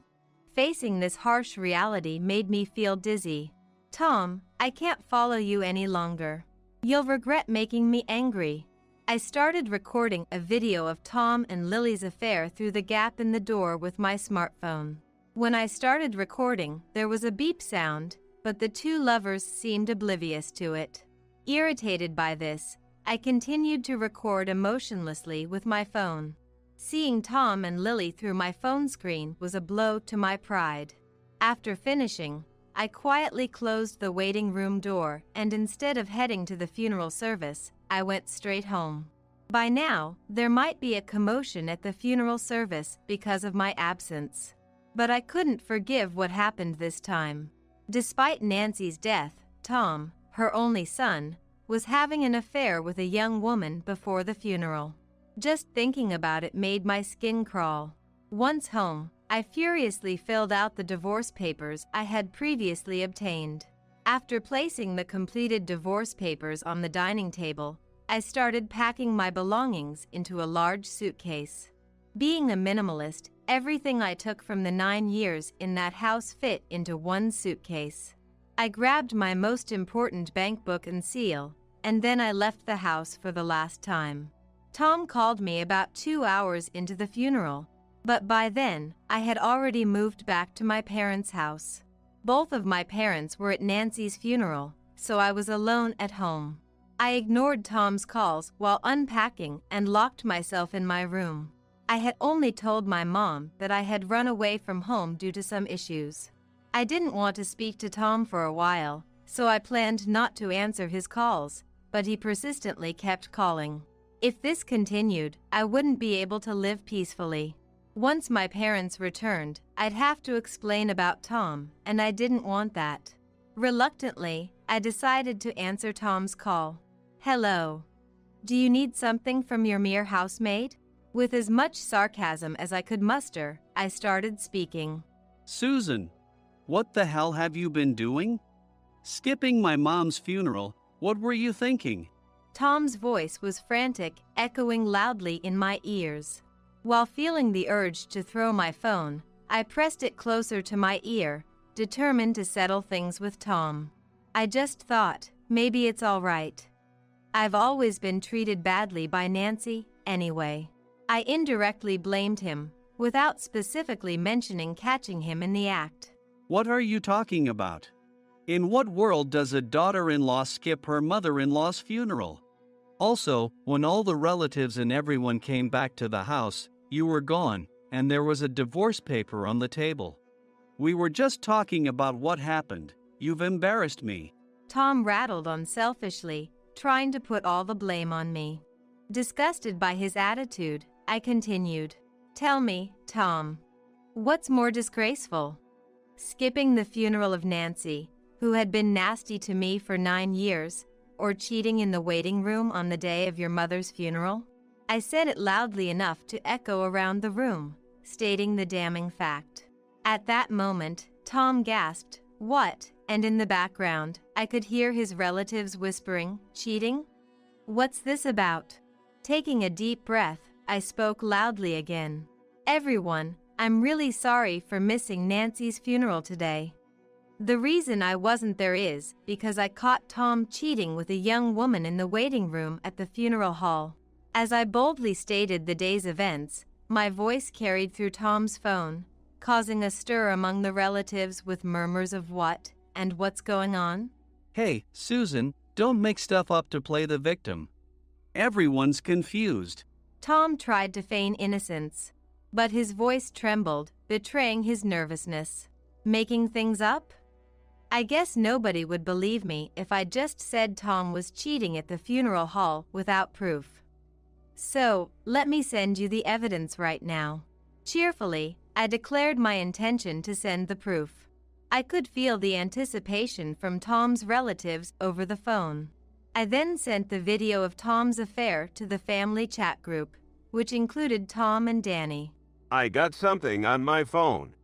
Danny's voice came from the background. Swallowing hard, I waited for their reaction. What the hell is this? The first to scream was the man himself. Wow, this is too much. Danny was appalled seeing a video of his father with a younger woman. I felt somewhat sorry for exposing Danny to such an embarrassing scene of his dad, but Danny was also a main contributor to my long-term suffering. He's an adult now. He should face some harsh realities. Tom, what have you done? An uncle's voice boomed through the phone. The women were speechless, with no one uttering a word. Here is the evidence of the affair. It's impossible to stay sane after seeing something like this. The girl looked to be in her early 20s. After hearing he call me a maid and saying I was just a tool for child rearing, don't you think it's abnormal to attend your mother-in-law's funeral so nonchalantly? I spoke as if appealing to the relatives. After hearing all this, nobody dared to blame me. Instead, an uncle consoled me. Susan, are you okay? His words alone were a relief to me. This is fake. Nowadays, videos can be easily manipulated. You've been busy with work, but were you actually making this ridiculous video? Ugh, that's disgusting. What a low woman. Tom retorted, far from apologizing, and presented an absurd theory that the video was fabricated. I couldn't help but burst out laughing at this. Look, even if it were manipulated, how could I have footage of you doing such a thing, Tom? We haven't been intimate for a long time, have we? There's no way I could have such material. Isn't that a bit too far-fetched for an excuse? Oh, no. Tom stumbled over his words in response. I could hear the relatives sighing in disbelief in the background. And you've been coming home late recently, but you were actually cheating with Lily, weren't you? I prodded further. Tom quickly defended. No. I've really been busy at work. But I already knew he was lying. Oh, really? I thought you might say that, so I checked with your boss, Brian. And guess what? He said you've been leaving work on time every day. Did you contact Brian? Tom realized my information was accurate. Tom was clearly shaken. Yes. And you know, Nancy and Danny said it themselves. They wouldn't put it past you to cheat. After hearing that, I decided not to attend the funeral and to leave you. After pouring out my heart, I took a moment to catch my breath. That's terrible. Instead of Tom, an uncle voiced his sympathy for me. Encouraged by his words, I continued. You might have seen in the video, you thought I was ugly but good enough to be a maid, so you married me, right? There was never any love, and all the kindness you showed me until we got married was a lie. I've been used by you, Nancy, and Danny, and frankly, it's been the worst 9 years. Still, I tried to serve you all, thinking we were family. And this affair is how you repay me? So, I'm done with you. I've already filled out my part of the divorce papers. Please complete your part, Tom and Danny, and never contact me again. I shouted from the bottom of my heart, perhaps the most straightforward I've been since marrying Tom. Everyone was silent, likely because my argument was indisputably just. As I was about to hang up, Tom finally spoke, his voice trembling. Wait. Divorce, seriously. I admit I cheated with Lily. It was a moment of weakness. Look, I've been stressed since Mom died. I only love you, Susan. Please don't divorce me. Tom was desperately trying to keep me. Without a single word of apology. He probably didn't want to divorce because my income was higher, and he feared losing the lifestyle he was accustomed to. Disbelieving Tom's self-serving attitude, I retorted sharply, "What? Are you serious? In what world does a wife forgive years of mistreatment and infidelity? I don't ever want anything to do with you again. And be prepared, I'll be claiming a hefty alimony." I turned off the call button aggressively. With this, there should be no more begging for mercy from Tom. Turning off my smartphone, I collapsed onto the bed, realizing I could now live freely, separated from that family. Tears of joy streamed down my face at the thought. A few days later, Tom, sobbing, submitted the divorce papers, and I was finally free from him. The video I recorded of the affair served as strong evidence, allowing me to successfully demand substantial alimony from Tom and his mistress, Lily. Tom had lavished Lily with expensive brand goods, and now, with the mortgage of his house to pay, he was left penniless. Moreover, burdened with a massive debt, he couldn't survive on his gas station job alone. Desperate for money, Tom tried to take what Danny earned from his part-time job, leading to a fierce argument and eventually their estrangement. Danny moved out, starting life in a rundown apartment with cheap rent. However, influenced by bad friends at college, he got heavily into gambling and betting, quickly running out of money and nearly getting evicted. Now, without attending college and working day and night, Danny struggled to make ends meet, leading to his academic downfall and eventual dropout. Considering Danny never helped around the house, it was easy to predict his physical toll from the grueling work. He was not a decent man, so I feel satisfied now. Lily, as I suspected, was still a college student with no intention of working, living off various men she seduced. For her, Tom was just one of many, unaware of being deceived, while he naively doted on the young woman. Thinking about Tom's pitiable state made me feel nauseous. Lily, who I sued for alimony, was also entangled in affairs with other married men and faced multiple claims. She vanished from Tom's life, leaving him even more destitute. Now, Tom is moonlighting as a nighttime traffic controller, enduring days of mere exhaustion. It's time for him to reflect on his past misdeeds. I want Tom to experience hell until he has fully paid off the alimony debt. Meanwhile, after suddenly returning home, I confessed everything to my parents, who were furious. They assured me I could stay as long as I wanted, giving me peace of mind to live at home. I'm wary of marriage now. Maybe someone good will come along in time, but right now, I'm happy to be away from that awful family, and I want to focus on the job I love. It's your ex-husband's funeral, and you're the chief mourner. Get here right now. Right? Everyone's waiting. Receiving a call from an unregistered number, I answered with suspicion, only to hear my ex-mail start with something outrageous. My ex-Phil was next to my ex-Mill, and I braced myself for something. What's going on all of a sudden? Well, it's because John has died. You owe him, don't you? It's only natural for you to be the chief mourner. Am I the chief mourner? I had a headache because what they said was incoherent. But I attended John's funeral last year. What? Why would they be surprised? I had been informed about John's passing around a year ago and had attended the funeral. It seems in-laws probably didn't realize I was there. What do you mean? I could hear the tremble in my father-in-law's voice. Taking a breath, I said, "Well," and began to recount my attendance at John's funeral. My name is Sharon Anderson. I am 41 years old and work as a nurse. My 3-year-old daughter, April, has been picking up new words at daycare and talks to me like a little lady. She's at such an adorable age, and I'm ready to do anything, from work to household chores, for her. The truth is, I got married and divorced 3 years ago, so I am a single mother. My ex-husband's name was John Harris, a taxi driver who was 4 years older than me. When we first met, John was a gentleman, and although I was in my mid-30s, I found myself very interested in him. My income was higher than his, but I was so addicted to love with John at the time that I didn't even care. I thought we would continue to live happily ever after. I never doubted it until we split up.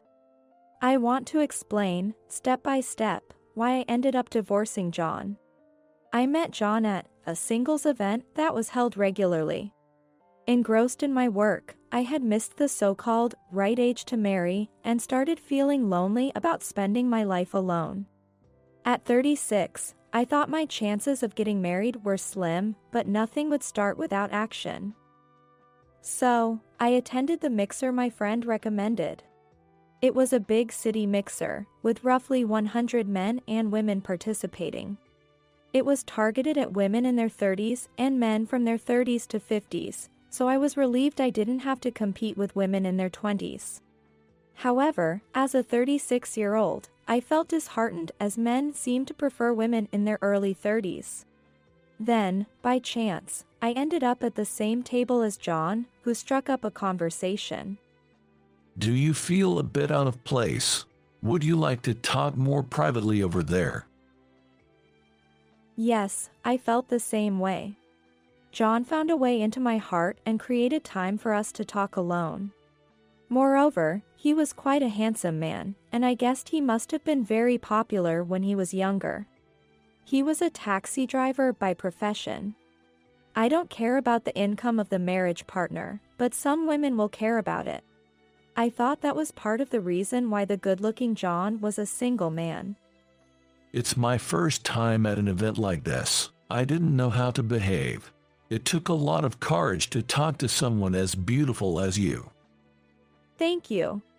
My face immediately turned red at the compliment. Honestly, I'm not the type who is often called beautiful, so I realized right away that John was just flattering me. Still, I was really happy to be complimented. Afterward, we gradually hit it off, talking about hobbies and how we spend our weekends, and by the end of the mixer, we had become quite comfortable with each other. John and I exchanged contacts, and we went on several dates afterward. He was a grown man, so I thought he would go out for a nice meal on a date, but he took me to the movies and the aquarium in response to my request. If I didn't think about income, he was the perfect marriage partner. As we continued to date him, I became very interested in John and genuinely fell in love with him. I never imagined that at 36, I would once again experience those bittersweet feelings of love. But I believed love was essential for marriage, so I took the initiative and proposed to John. He was surprised by my confession, but quickly smiled and said, "We'll start a serious relationship." Our serious relationship began, and given our ages, John proposed relatively soon after. I was delighted and immediately said yes. I was grateful and happy that he chose someone like me, who was not young anymore. When we started our married life, we were blessed with a child in just 6 months, which was a surprise to me. Many of my friends who got married in their 30s struggled to conceive, and I had almost given up on the idea of having children. But getting pregnant so easily was both a shock and a joy. I immediately told John about the pregnancy. Then John, looking completely astonished, widened his eyes as if he had never expected the news. Sharon, is that true? Yes, I had it confirmed at the hospital. Really? John quietly looked down. Is there anything wrong with him? But the next moment, he returned to his usual smiling self, saying, "That's great." I was completely reassured then, unaware that the situation was rapidly changing. Once my pregnancy began, I was constantly in poor health throughout the period. Some pregnant women travel or go to spas during their stable period, but I felt too ill to be active. I had severe morning sickness, couldn't do any housework, and even in the stable period, I felt lethargic. I had trouble talking with John and couldn't eat. Even when John asked me if I was okay, all I could muster was a vague yes, well. In response, perhaps giving up on conversing with me, John began to leave me alone during my pregnancy, which put more distance between us. Despite the loneliness, I believed that once the baby arrived, we would return to the joyful family life we had. 8 months later, I gave birth to a healthy girl. I named her April. Her chubby cheeks were endearing, and I felt my efforts in childbirth were worthwhile. John couldn't be present at the birth due to his work and didn't show up at the hospital either. All my calls were met with, "I've been really busy with work," and I couldn't argue with that. He never visited, and my hospital stay ended. I had to take a taxi home alone with April. Looking at the taxi driver's back, I wondered if John was out driving too. As I entered our home, saying "I'm back," I was startled to see unfamiliar women's bag on the table. What was going on? Before I could think further, I was shocked by the sounds of a man and woman from the bedroom. I approached the bedroom frighteningly and slowly to see what was going on inside. "What are you doing?" As I held April in my arms, I saw John hugging a woman 20 years younger than himself. What the hell? The naked woman turned around in surprise at my voice. John also looked at me with a surprise. Sharon, you got discharged today. I didn't know. John tried to act normal, but it was too ridiculous. "I told you yesterday." Oh, I forgot. Sorry. I'm this kind of guy, so we're breaking up. Perhaps feeling it was tiresome to be blamed, and since his affair was already exposed, John hastily initiated the breakup, which made me feel nauseous. Why, just after the birth of our child? I had no time to fall apart, questioning the situation. As it is, please break up with him immediately. The woman, showing no sign of discomfort in front of the wife of her affair partner, coldly suggested the separation. I was too shocked to respond. Finding out that John had already prepared the divorce papers added to the hurt and anger. He had planned to divorce me from the start. He was having an affair and enjoying himself, neglecting his wife who was suffering from poor health due to the pregnancy. When I imagined that he was cheating on me during my delivery, my spine went cold. It's your fault. I married you at 36 because I didn't want kids, and yet you got pregnant so easily. John cursed me in a tone I had never heard before. I cried as I signed the divorce papers. My baby, April, started crying, and I was flustered. John coldly remarked, "Baby is really noisy," sending a chilling look. After a nightmarish day, I staggered to submit the divorce papers. The situation unfolded so tumultuously that I couldn't keep up. I informed my parents and stayed with them for a while, as they were furious. My parents were ready to confront John with great fury, but I refused to allow it. Punishing him wouldn't heal my wounds and could lead to more resentment. If John resents me, it would only hurt me more. When I appealed to my parents, they reluctantly backed off. After that, with my parents' help, I raised my daughter April and was able to return to work once things settled down. As April was about to turn 2, and I was recovering from the divorce, balancing work and motherhood, an unexpected event occurred. The incident occurred on a Sunday afternoon. My parents, suggesting take some time to relax alone, had taken April out with them, leaving me to enjoy some peaceful time watching TV at my parents' home. The intercom rang, and I thought it was delivery, so I opened the front door. "Oh, it's you." I was speechless upon seeing the person standing there, someone I recognized. She was a young woman in her mid-20s, tall and slender with an attractive figure. She had flashy nails and makeup. Yet, she was strikingly beautiful, the kind to turn heads when passing by.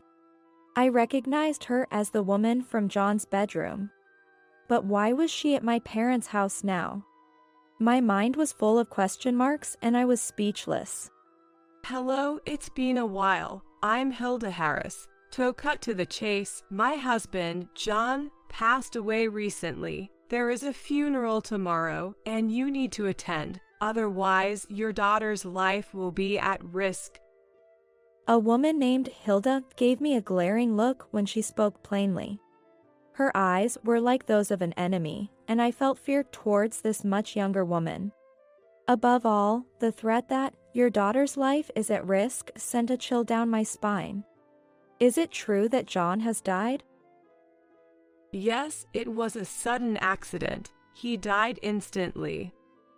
Hilda's emotionless response to her husband's death made me wonder if she lacked any human empathy.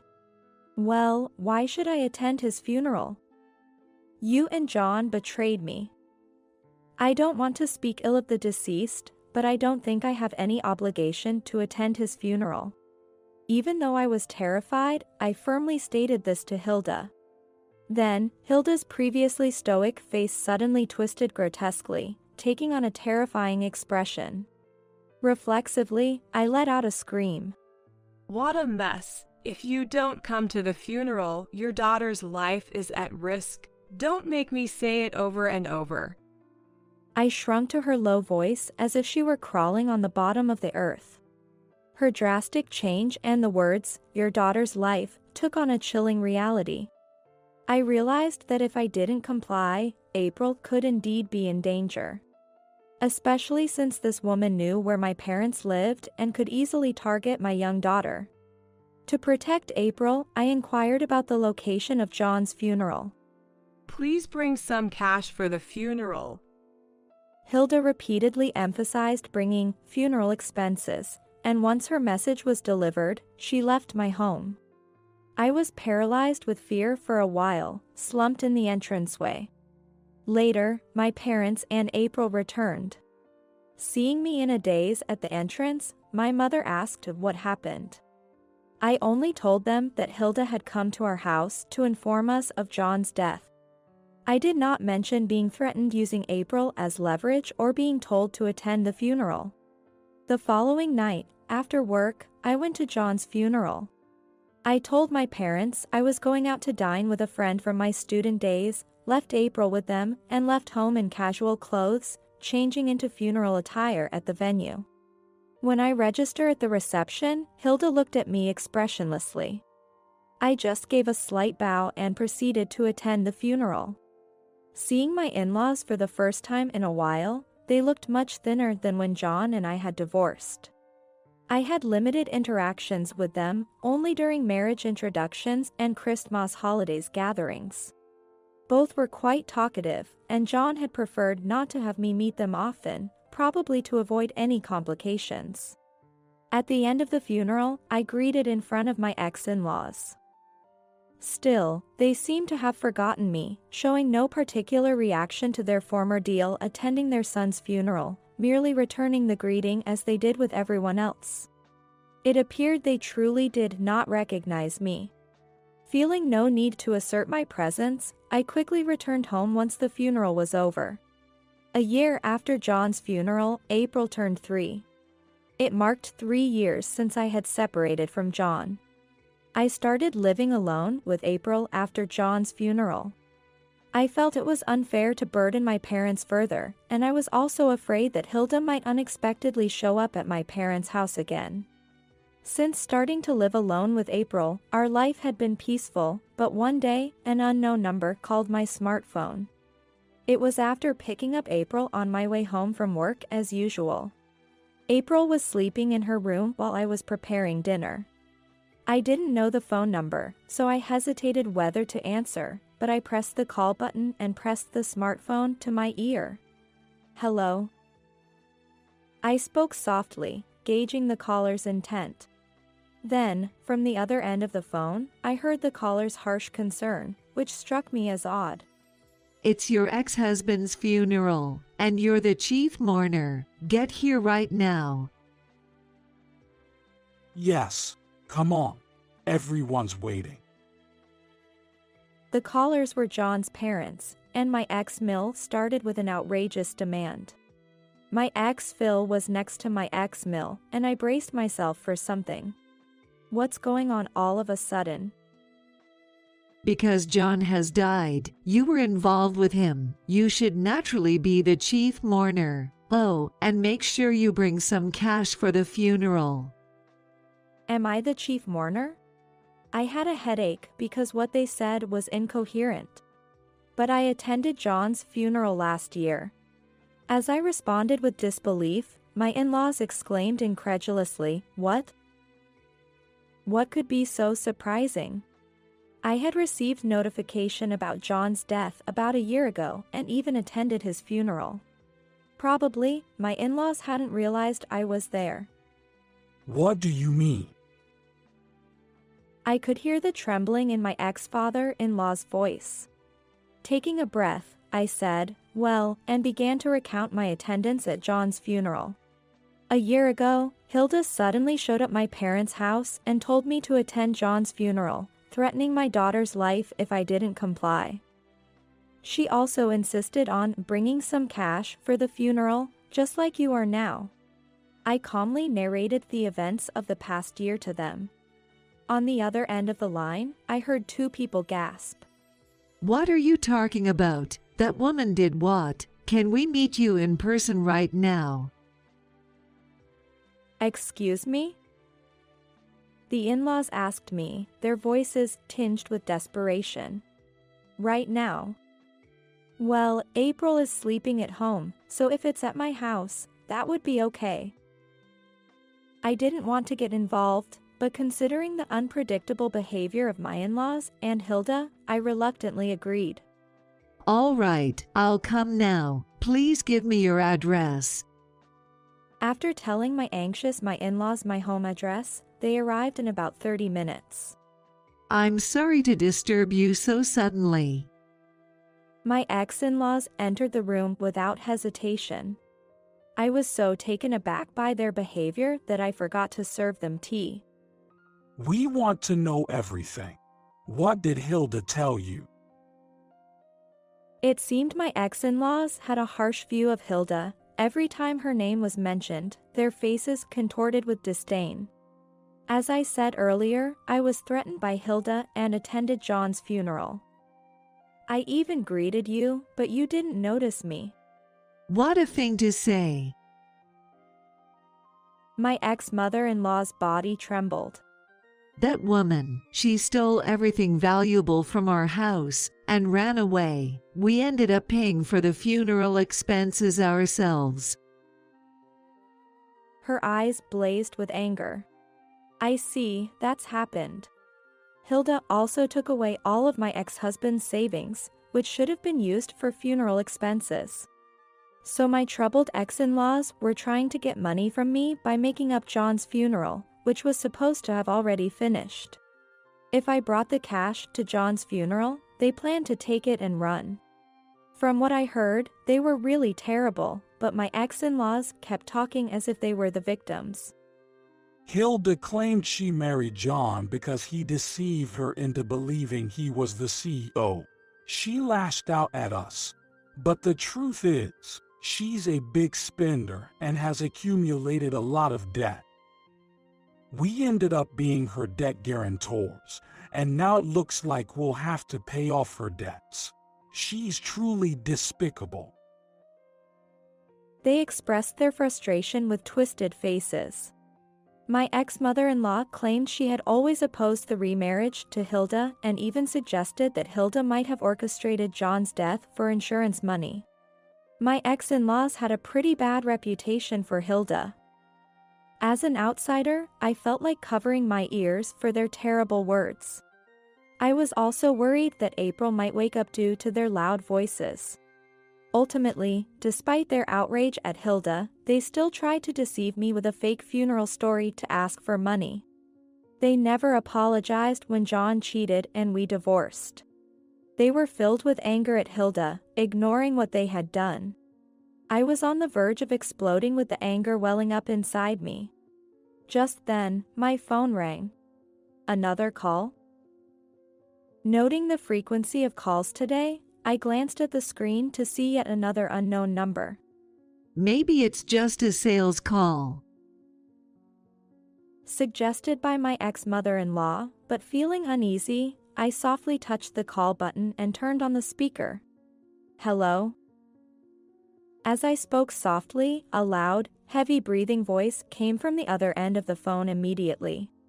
Hey, you've moved, haven't you? Where are you now? What? Hilda was the caller. This made both my ex-in-laws and me exchange looks. I wondered how Hilda knew my phone number, but then, seeing the guilty expressions on my in-laws' faces, I realized. They must have given Hilda my phone number, probably telling her to call me and demand money to repay their debts. What kind of nerve they had, this in-laws and Hilda, who calls her husband's ex-wife with nonchalance. You should have informed me about the move. I realized I never got a wedding gift from you. Send me cash $1,000 immediately. As expected, when Hilda demanded money, I let out a heavy sigh. A wedding gift? $1,000 in cash? It was absurd to talk about a wedding gift now, especially after my ex-husband had passed away. She took my husband and I got divorced, but I'm not a tolerant person to give a wedding gift to someone like her. I felt ridiculed and filled with anger. Suppressing the urge to smash my phone and careful not to wake April, I calmly told Hilda, I don't have a penny to give you. I know about the huge debt you have and that you stole valuable items from John's parents. What? Why would you say that?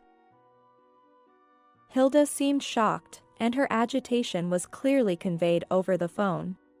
I heard it from John's parents, who are right here next to me. They're the ones who gave you my number. They came asking me for money, just like you. Really, all of you are the worst. I lashed out at everyone present, including my ex-in-laws. Not only Hilda, but also my ex-in-laws showed their outrage, exclaiming, What? This wouldn't have happened if she hadn't taken our money. That's right, Sharon. This happened because you were cheated on. Excuse me. Wait a minute. I'm the victim here, okay? John lied to me, saying he was the CEO, and I fell for his marriage fraud. You're the ones who raised your son to be a fraud. Through the phone, war broke out. As I listened to each person's selfish assertions, my headache worsened.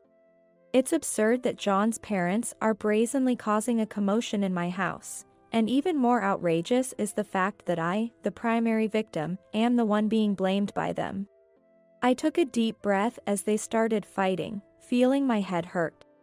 Let me say something. First, to John's father and mother, I am the person who was hurt by John. Isn't it wrong to ask such a person for money? I haven't even heard an apology from you. We don't care about that. John is the one who did wrong. Even in this situation, the ex-in-laws did not admit guilt. Their stubborn denial pushed me over the edge. Oh, is that so? Then I won't hold back. I'm going to report you to the police for attempting to defraud me with a fake funeral. What? At this, my ex-in-laws seemed shocked, visibly shrinking at the mention of police. Please, not the police. Hilda heard my ex-mother-in-law begging for her life on the other end of the phone, and she let out an indecent laugh. But I said to Hilda, What are you laughing at? Of course, I'm planning to report you to the police as well. No way. Hilda's voice, filled with genuine surprise, resonated loudly from the other end of the phone. Why should I have to deal with the police? I told you I'm the victim. I've been poor and struggling with money. When I met John through a dating app, he was all sweet talk, saying, I'm the CEO, I can make your life easier. I didn't even know John was married. I was shocked to learn about you, his wife, and I even had to pay alimony. I was the one deceived. I'm the victim. Please don't sue me. Hilda kept insisting she was the victim. Listening to her, I wondered why John was surrounded by such terrible people, making my head ache even more. Firstly, Hilda claims she didn't know John was married to me, but that's absolutely a lie. I caught her and John together on the day I returned home from giving birth to April, and when their affair was exposed, Hilda nonchalantly asked for a quick divorce. If she truly hadn't known about John being married, she would have been confused at that moment. It wouldn't be surprising if she were cursing John. But in reality, Hilda seemed prepared, as if she had already factored in my existence as John's wife and had a response plan. So, the idea that Hilda was deceived into dating John is implausible. She might have believed his claim of being the CEO, but even that was likely driven by her greed, making her responsible for her actions. I couldn't accept her telling me she was the victim. Worried that the commotion would wake April, I finally decided to put an end to it all with a decisive statement. Please stop lying. I won't be fooled by your tactics anymore. I will hang up now and call the police, so be prepared. And to you all, please never appear before me again. Goodbye. I first hung up the phone and then expelled the in-laws from my home. They pleaded until the end, saying, please, not a report, but I ignored them and immediately dialed 911. After a while, the police arrived, and I explained the entire situation to them. My ex-in-laws, for attempted fraud, and Hilda, suspected of fraud and theft, are likely to be arrested. Mom, what happened? April emerged from her room and asked me, noticing my sweaty state. Nothing, honey. How about we move again? Are we moving out? Yes. I found a lovely new house for us. Yay. Realizing that staying in the current home might lead to unexpected visits from my ex-in-laws and Hilda, I decided to move. I'm also planning to change my cell phone number. This should ensure that I never have to deal with my ex-in-laws and Hilda again. After completing the moving process, I settled into a new apartment near my workplace and learned new facts about ex-in-laws and Hilda. Although my ex-in-laws failed to defraud me, it appears they successfully swindled money from relatives and coworkers. Believing that those close to them would willingly give money, their deceitful methods filled me with disgust. Those who gave money initially might have done so out of goodwill, but they became suspicious due to the frequent requests for more funds. I was horrified to discover that my ex-in-laws were habitual fraudsters. Moving away to avoid further victimization seems to have been the right decision. Hilda's claim that her parents were in poverty was a lie. She had amassed debt from purchasing luxury brand items. To repay her debts, she worked night jobs, reportedly feigning affection to her clients to have them lavish her with expensive gifts and accessories. It might not have been problematic if her clients were voluntarily lavish with gifts, but one of them realized he was being scammed in a romance fraud and reported it to the police. Hilda's numerous crimes have been uncovered, making her crimes even more serious. I don't want to be related to people like my ex-in-laws and Hilda who try to scam people for money. I hope they reflect on their actions and atone for their crimes while under police custody.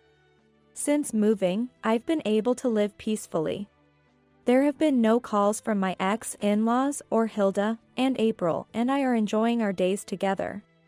April has recently found a boy she likes at preschool, and she tells me about him in a lisping tone of voice.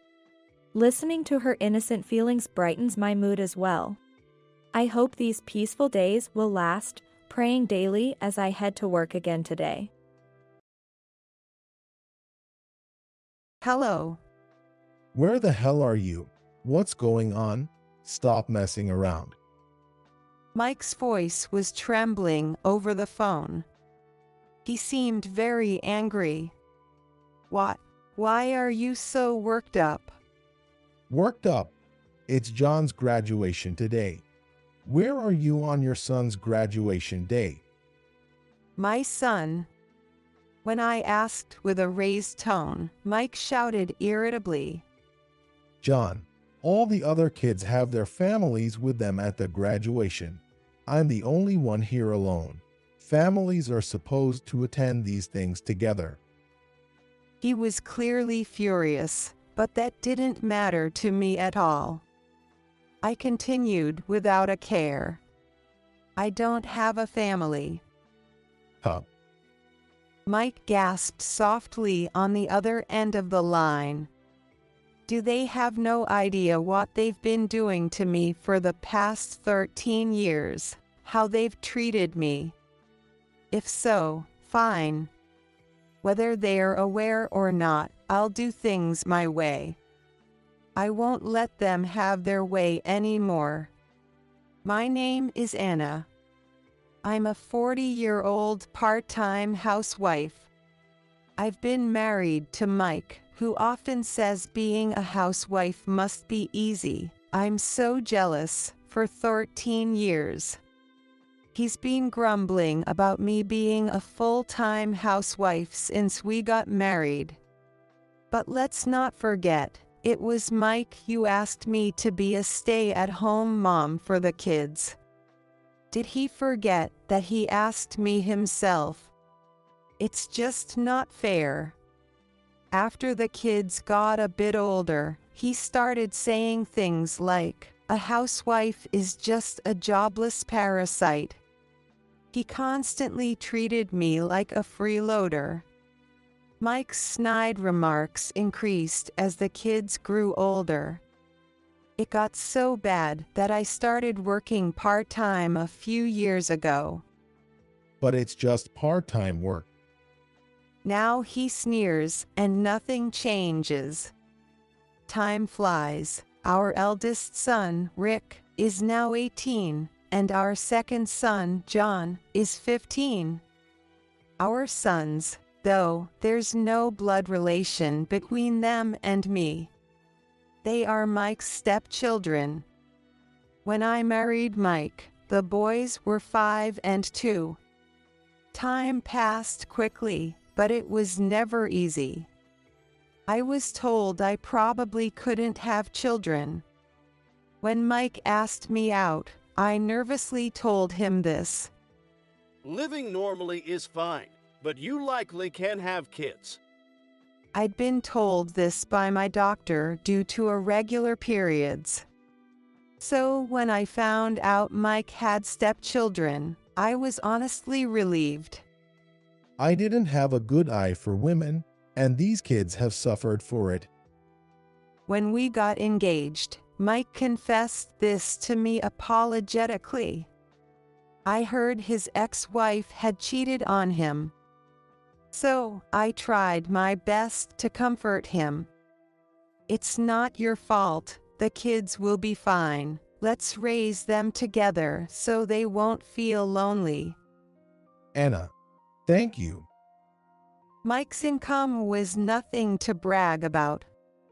Ideally, I wanted to work full-time and support our household. But after hearing that, I couldn't. I think it's very important for kids to have their mom at home. So, Anna, I want you to be a full-time housewife and make them feel secure. All right, I understand. Managing on just Mike's income was incredibly difficult. We constantly reviewed our expenses, cutting down wherever we could. Entertainment and beauty expenses were, of course, trimmed, and I avoided buying clothes for myself as much as possible. But I couldn't let the kids go without. If anything had to be cut, it would be my stuff. I genuinely believed that. Sorry to make you go through this, thank you. At first, Mike appreciated it. But over time, he began to look down on me. You're not pretty to begin with, and you're not young anymore. So why don't you work on yourself a bit? It's embarrassing. I do wear makeup. I take care of myself as much as I can, but I don't have as much money or time as I did before we got married. It hurts when you say things like that. It's different from when I was single and only had to think about myself. The more time I spent taking care of the kids, the less time and money I had to spend on myself.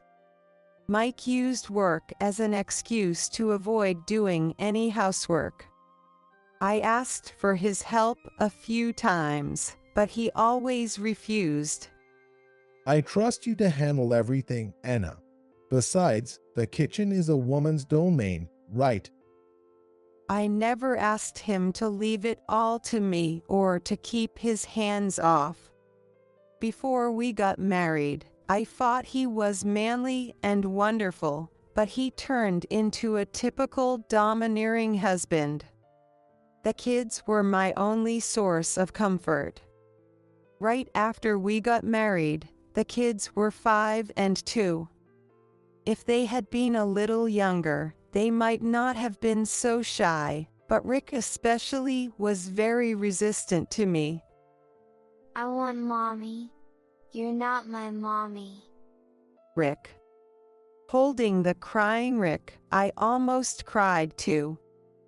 Even so, I felt like they were starting to warm up to me, little by little. But then, an unexpected obstacle appeared. That is Mike. He should have been my biggest supporter, but I never expected someone so close to become my enemy. Mike probably couldn't stand the kids getting closer to me than to him. Anna, you've gained weight, hadn't you? Look at that flabby body. It's proof you can take care of yourself. You guys don't want to end up like that, right? Good thing you're not related by blood. He mocked my body and my appearance endlessly. Once you stop caring about your looks, it's over. Anna's unemployed, so she doesn't meet people and loses any sense of beauty. You guys better be careful. I couldn't stay quiet after that. Hey, can I talk to you for a second? It's one thing to think that or say it to me, but don't insult me in front of the kids. Of course, it made me feel terrible, but more importantly, I couldn't bear the thought of the kids picking up Mike's way of speaking. That was the one thing I wanted to avoid. Kids are still growing and absorb everything, both good and bad. Mike, their father, was openly looking down on me, their mother, even if I'm not their biological mother. I didn't want them to see that. What's that? You're just upset because I hit a nerve, right? Don't use the kids as an excuse. Yeah, it hurts to hear that, but I'm really worried about the kids' future. Shut up. Stop blaming others. I'm not insulting you. I'm just stating facts. It's ridiculous to say we can't speak the truth. Even though I explained calmly, Mike flew into a rage and wouldn't listen anymore. Instead, his insults towards me escalated. And whenever I tried to discipline the kids, Mike would invariably interfere. Hey Rick, look, there are still some small veggies left on your plate. Let's finish everything, okay? During the meal, I noticed the scattered vegetables left on Rick's plate and casually pointed it out. From beside me, I heard a loud sigh, and Mike grumbled irritably. You're unemployed with no income, yet you sure are good at nagging. It's the usual pattern. Mike looks at Rick and John, tilting his head as if seeking their agreement. I'm not nagging, I'm just pointing out manners, so they won't have trouble in the future. Ha! You're going out of your way to do that for kids that aren't even yours. I felt my head heat up. How could he say such things in front of the young children? I was too stunned to find the right words. I felt so pathetic. From that day, I started avoiding conflicts with Mike and tried to keep him in a good mood. I didn't want the kids to see us arguing. Mike was a simple person. As long as I flattered him, he stayed in a good mood.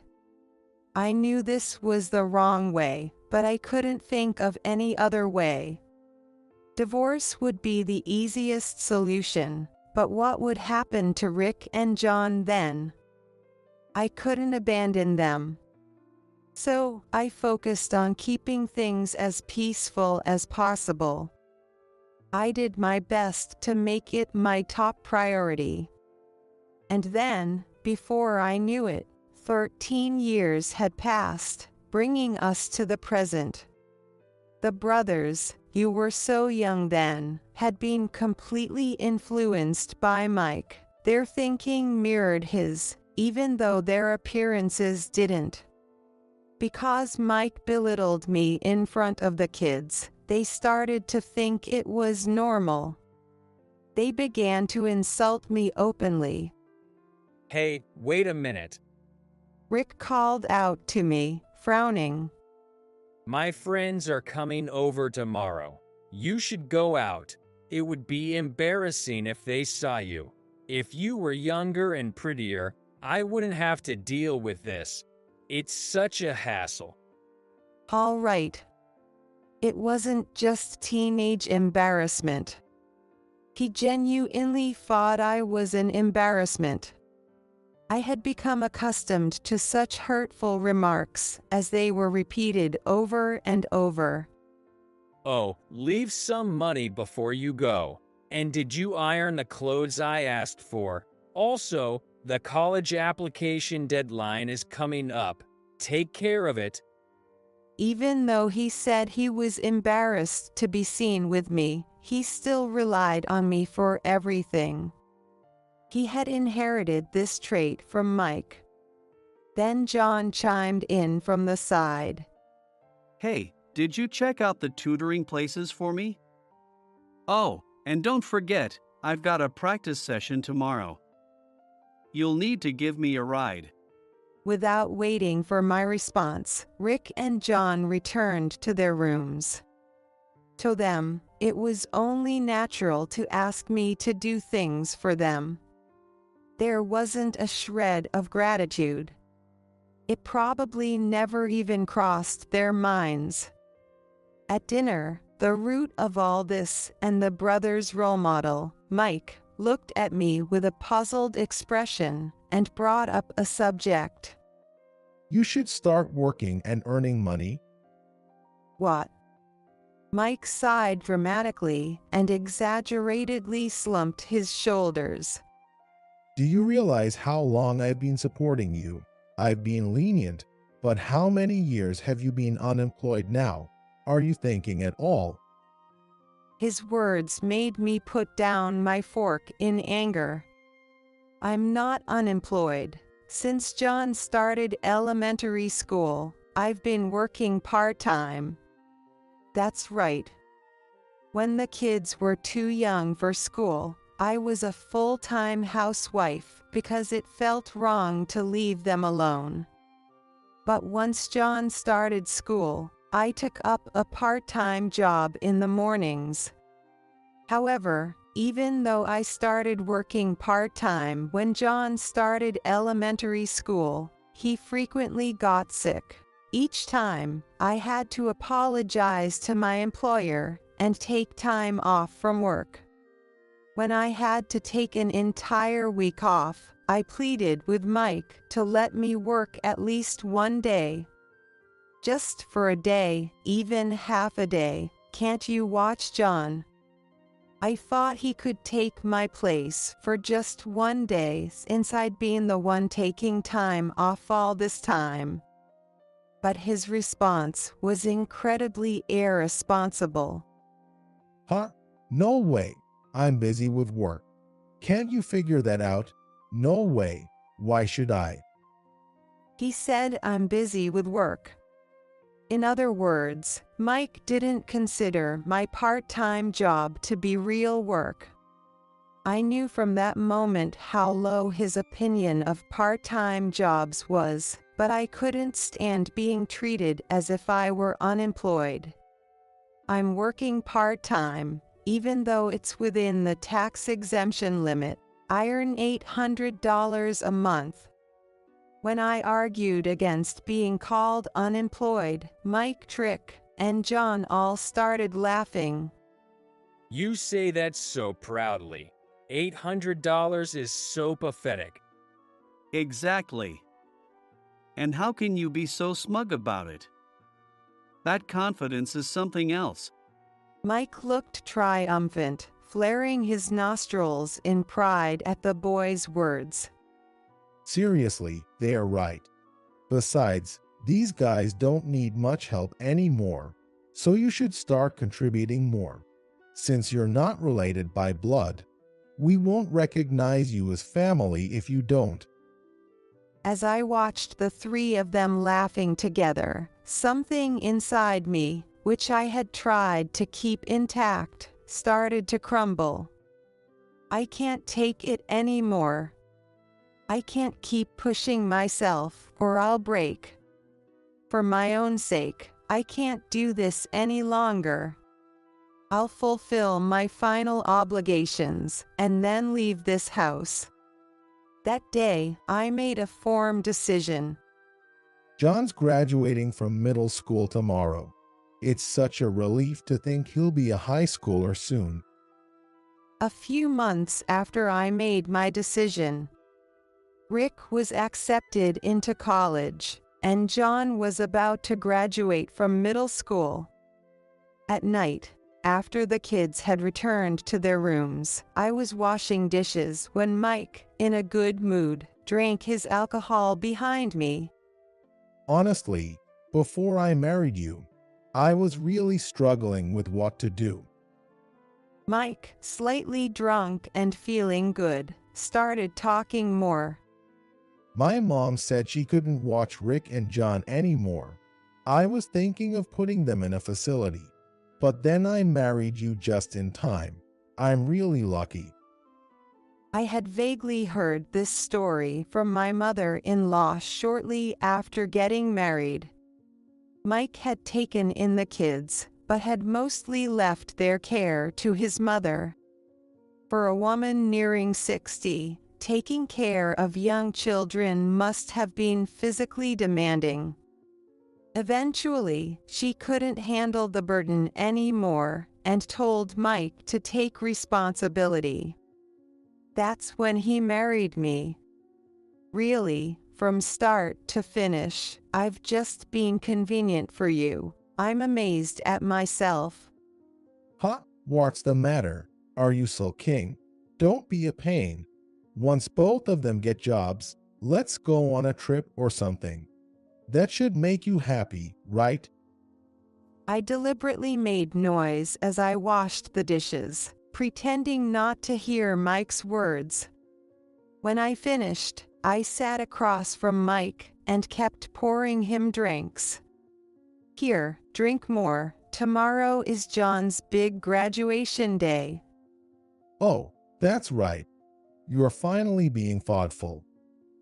Mike, pleased, drank glass after glass, his face turning red. In the end, there were so many bottles and cans scattered around that I couldn't tell how much he had drunk. The next day, I was riding the train with a clear mind. The graduation ceremony should be starting about now. I muttered to myself, gazing out the train window and enjoying the peaceful moment. When was the last time I felt this calm? I glanced at my phone, which was on silent mode, and saw a flood of missed calls. Most were from Mike. There were also a few missed calls from Rick. Judging by the number of missed calls, they must have been in a panic this morning. Normally, Rick and John were early risers. Even without my wake-up call, they would come downstairs on time. So, one of them must have found Mike asleep at the table this morning. I even left several alarm clocks around Mike as a favor.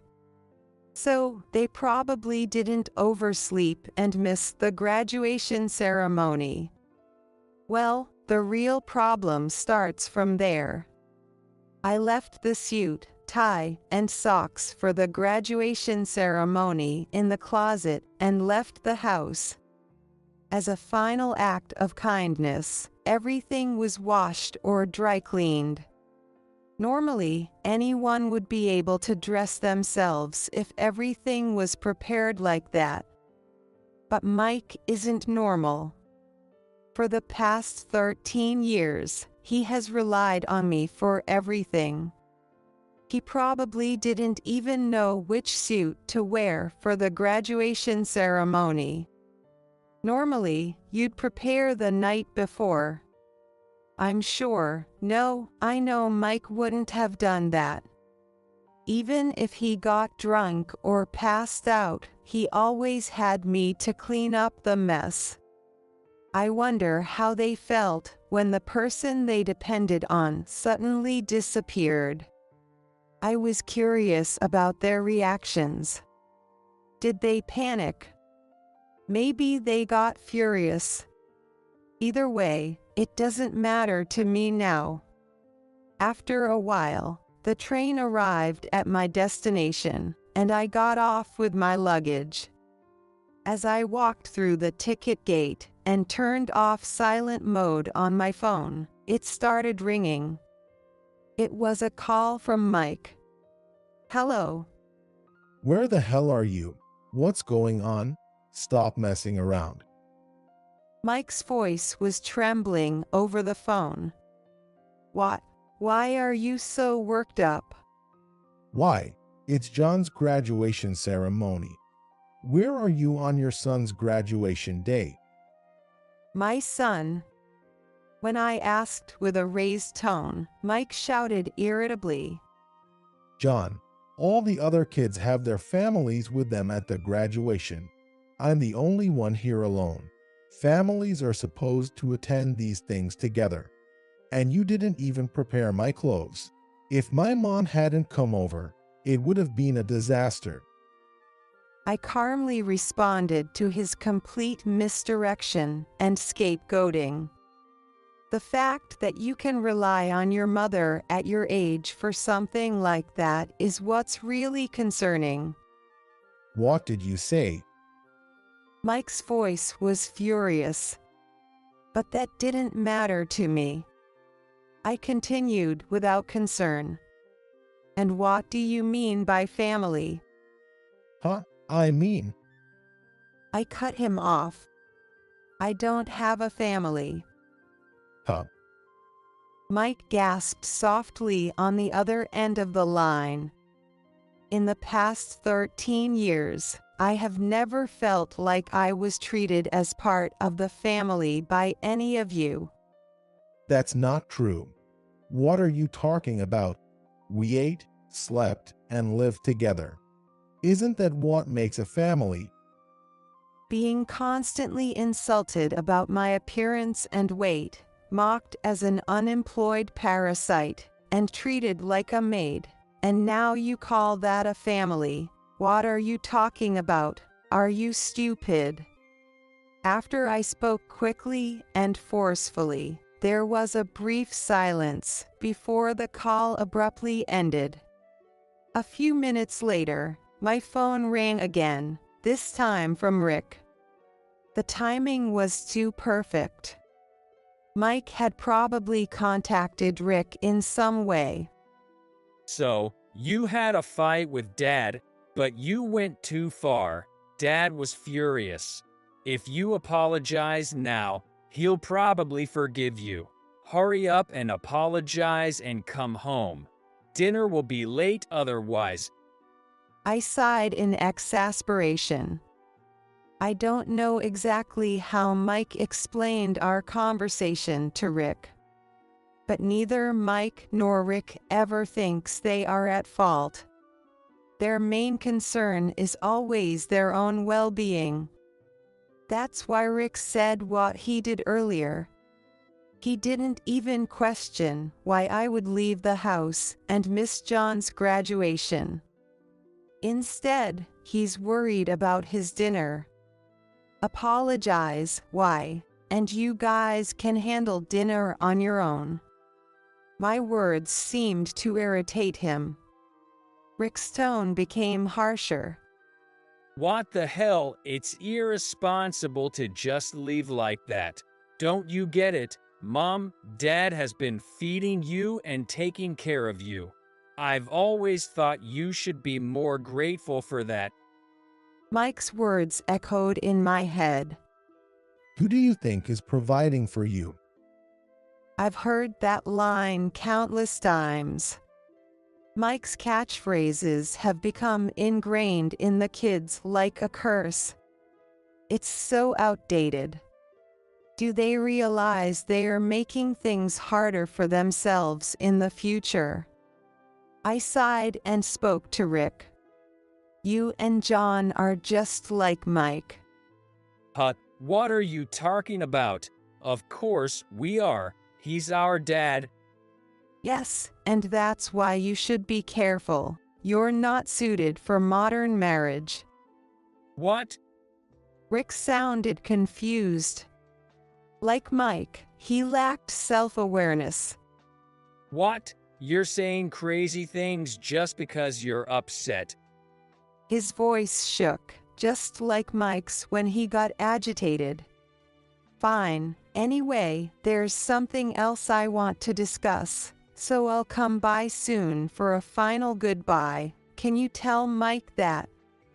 A final goodbye? What do you mean? Wait, hey. I'm not waiting. Goodbye. Even after I hung up, the phone kept ringing, but I ignored it until it finally stopped. A month later, I went to Mike's house to settle things once and for all. When I rang the doorbell, Mike rushed to the door with loud footsteps. Anna, you came back. I knew you would. I believed it. After a month, Mike looked somewhat haggard. Maybe it was because he wasn't well groomed. And his clothes were rumpled and dirty, and he looked pale. More than anything, he seemed exhausted, with no energy left. As he approached and grabbed my shoulder, I quickly shook his hand off. Don't touch me, we're not family anymore. What? What are you talking about, Anna? We're just taking a break to cool off, right? No one ever said that. Mike had just convinced himself of that. It's amazing how he can come up with such convenient farts. In a way, it's impressive. I was so happy because I thought you had finally come back to me. No way, it's actually the opposite.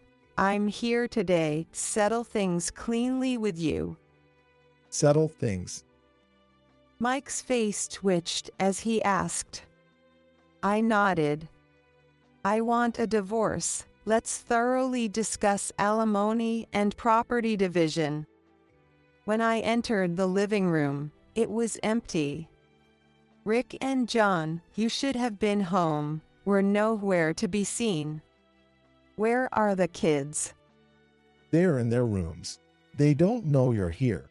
Should I call them? No need. This was going to be a messy divorce discussion, not a pleasant chat.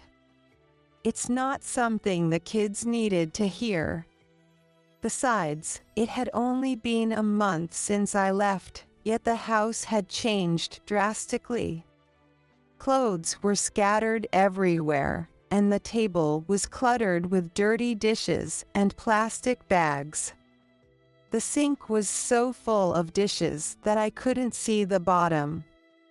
There was no way to do the dishes in such a state. Ignoring the mess, I moved some things off a chair and sat down. "Shall we get started?"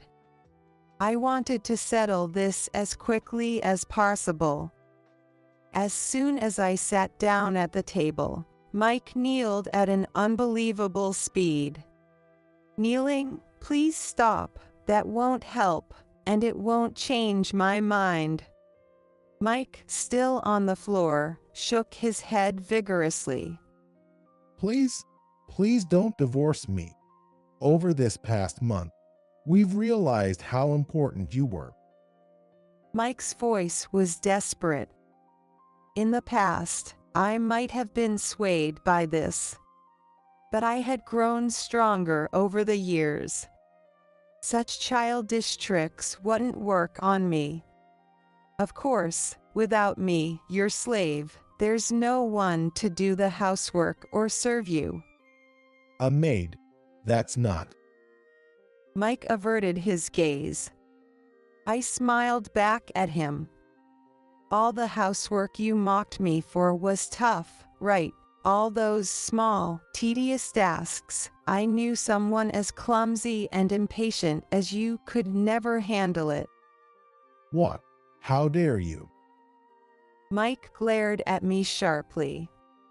In his excitement, his nostrils flared as they usually did. You act so high and mighty.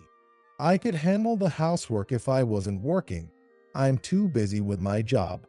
You only worked part-time, so you wouldn't understand my struggles. You're right. I wouldn't understand the struggles of someone who dumped their kids on their second wife while cheating with another woman. What? Just moments ago, Mike's face had been flushed with anger, but now the color drained away, leaving him pale. Cheating? What are you talking about? Did you think I didn't know? I was aware of everything. Mike's lips trembled. If you knew, why did you act normal? And now you want a divorce. I did it all for the kids. Since the doctor told me, I thought I'd never have children. But by marrying Mike, I became a mother to Rick and John. Mike's affairs, his verbal abuse, the kids' disrespectful behavior. I can't count the number of times I thought about getting a quick divorce and leaving. But I stayed because I loved those two boys. So I decided to endure until Rick finished compulsory education, no matter what. No way. Unbelievable. I turned towards the voices and saw Rick and John standing there. Their faces were even paler than Mike's. Mom, I don't expect anything from you. I don't even want an apology, but from now on, I'm not here. There's no one to do things for you for free anymore. Rick and John stood there, looking awkward and silent. I turned back to Mike. You're still cheating, aren't you? Huh? Well. Not denying it immediately means he's admitting it. If you agree to the divorce right now, I won't demand alimony from your lover. What? On the other hand, if you refuse, I'll go to her and even to your workplace. So, which will it be? Mike was deep in thought. Sweat beaded on his forehead and trickled down his cheeks, dripping onto the floor. Are you really never coming back? Tears welled up in his pleading eyes. Absolutely not. She can't do any housework at all. She doesn't work either. There's no benefit to marrying her. Mike, stumbling over his words, pleaded with me. He still didn't understand how wrong his thinking was. What do you mean by benefit? You need to understand that you shouldn't expect benefits from family. What did you ever give me? All I got was suffering. I am sorry. Don't expect from others what you can't provide yourself. 13 years of resentment slipped out. Mike screamed and then agreed to the divorce. He filled out the divorce papers I had brought without protest. The divorce was finalized soon after. As for alimony, he agreed to pay it in installments. Incidentally, his lover dumped him right after the divorce. I only found you attractive because you were taken. Now you're just a single old man. Mike, usually full of self-confidence, was devastated by this. Hearing that he was without benefits and unattractive from both me and his lover was a considerable shock for him. Even though it was just the truth, he couldn't accept it. This shock affected his work, causing him to make frequent mistakes. Both kids seem to have changed a bit. Rick, in particular, is desperate to change. He was harshly dumped by his first girlfriend, who told him, "I don't need an outdated boyfriend like you. I've reached my limit, so I don't plan to get involved, but I hope he succeeds if he can." However, given how things are, it will probably take a lot of effort. Now, I've started a new life near my hometown. It's my first time living alone since before I got married. I decided to quit my previous part-time job and look for a full-time position near my new place. It might be tough at my age, but part-time work left me with too much free time. Though I had been overworked before, having nothing to do didn't suit me. If I can't find a full-time job, maybe I'll take on multiple part-time jobs. Or maybe I'll find a new hobby. That's what I've been thinking lately.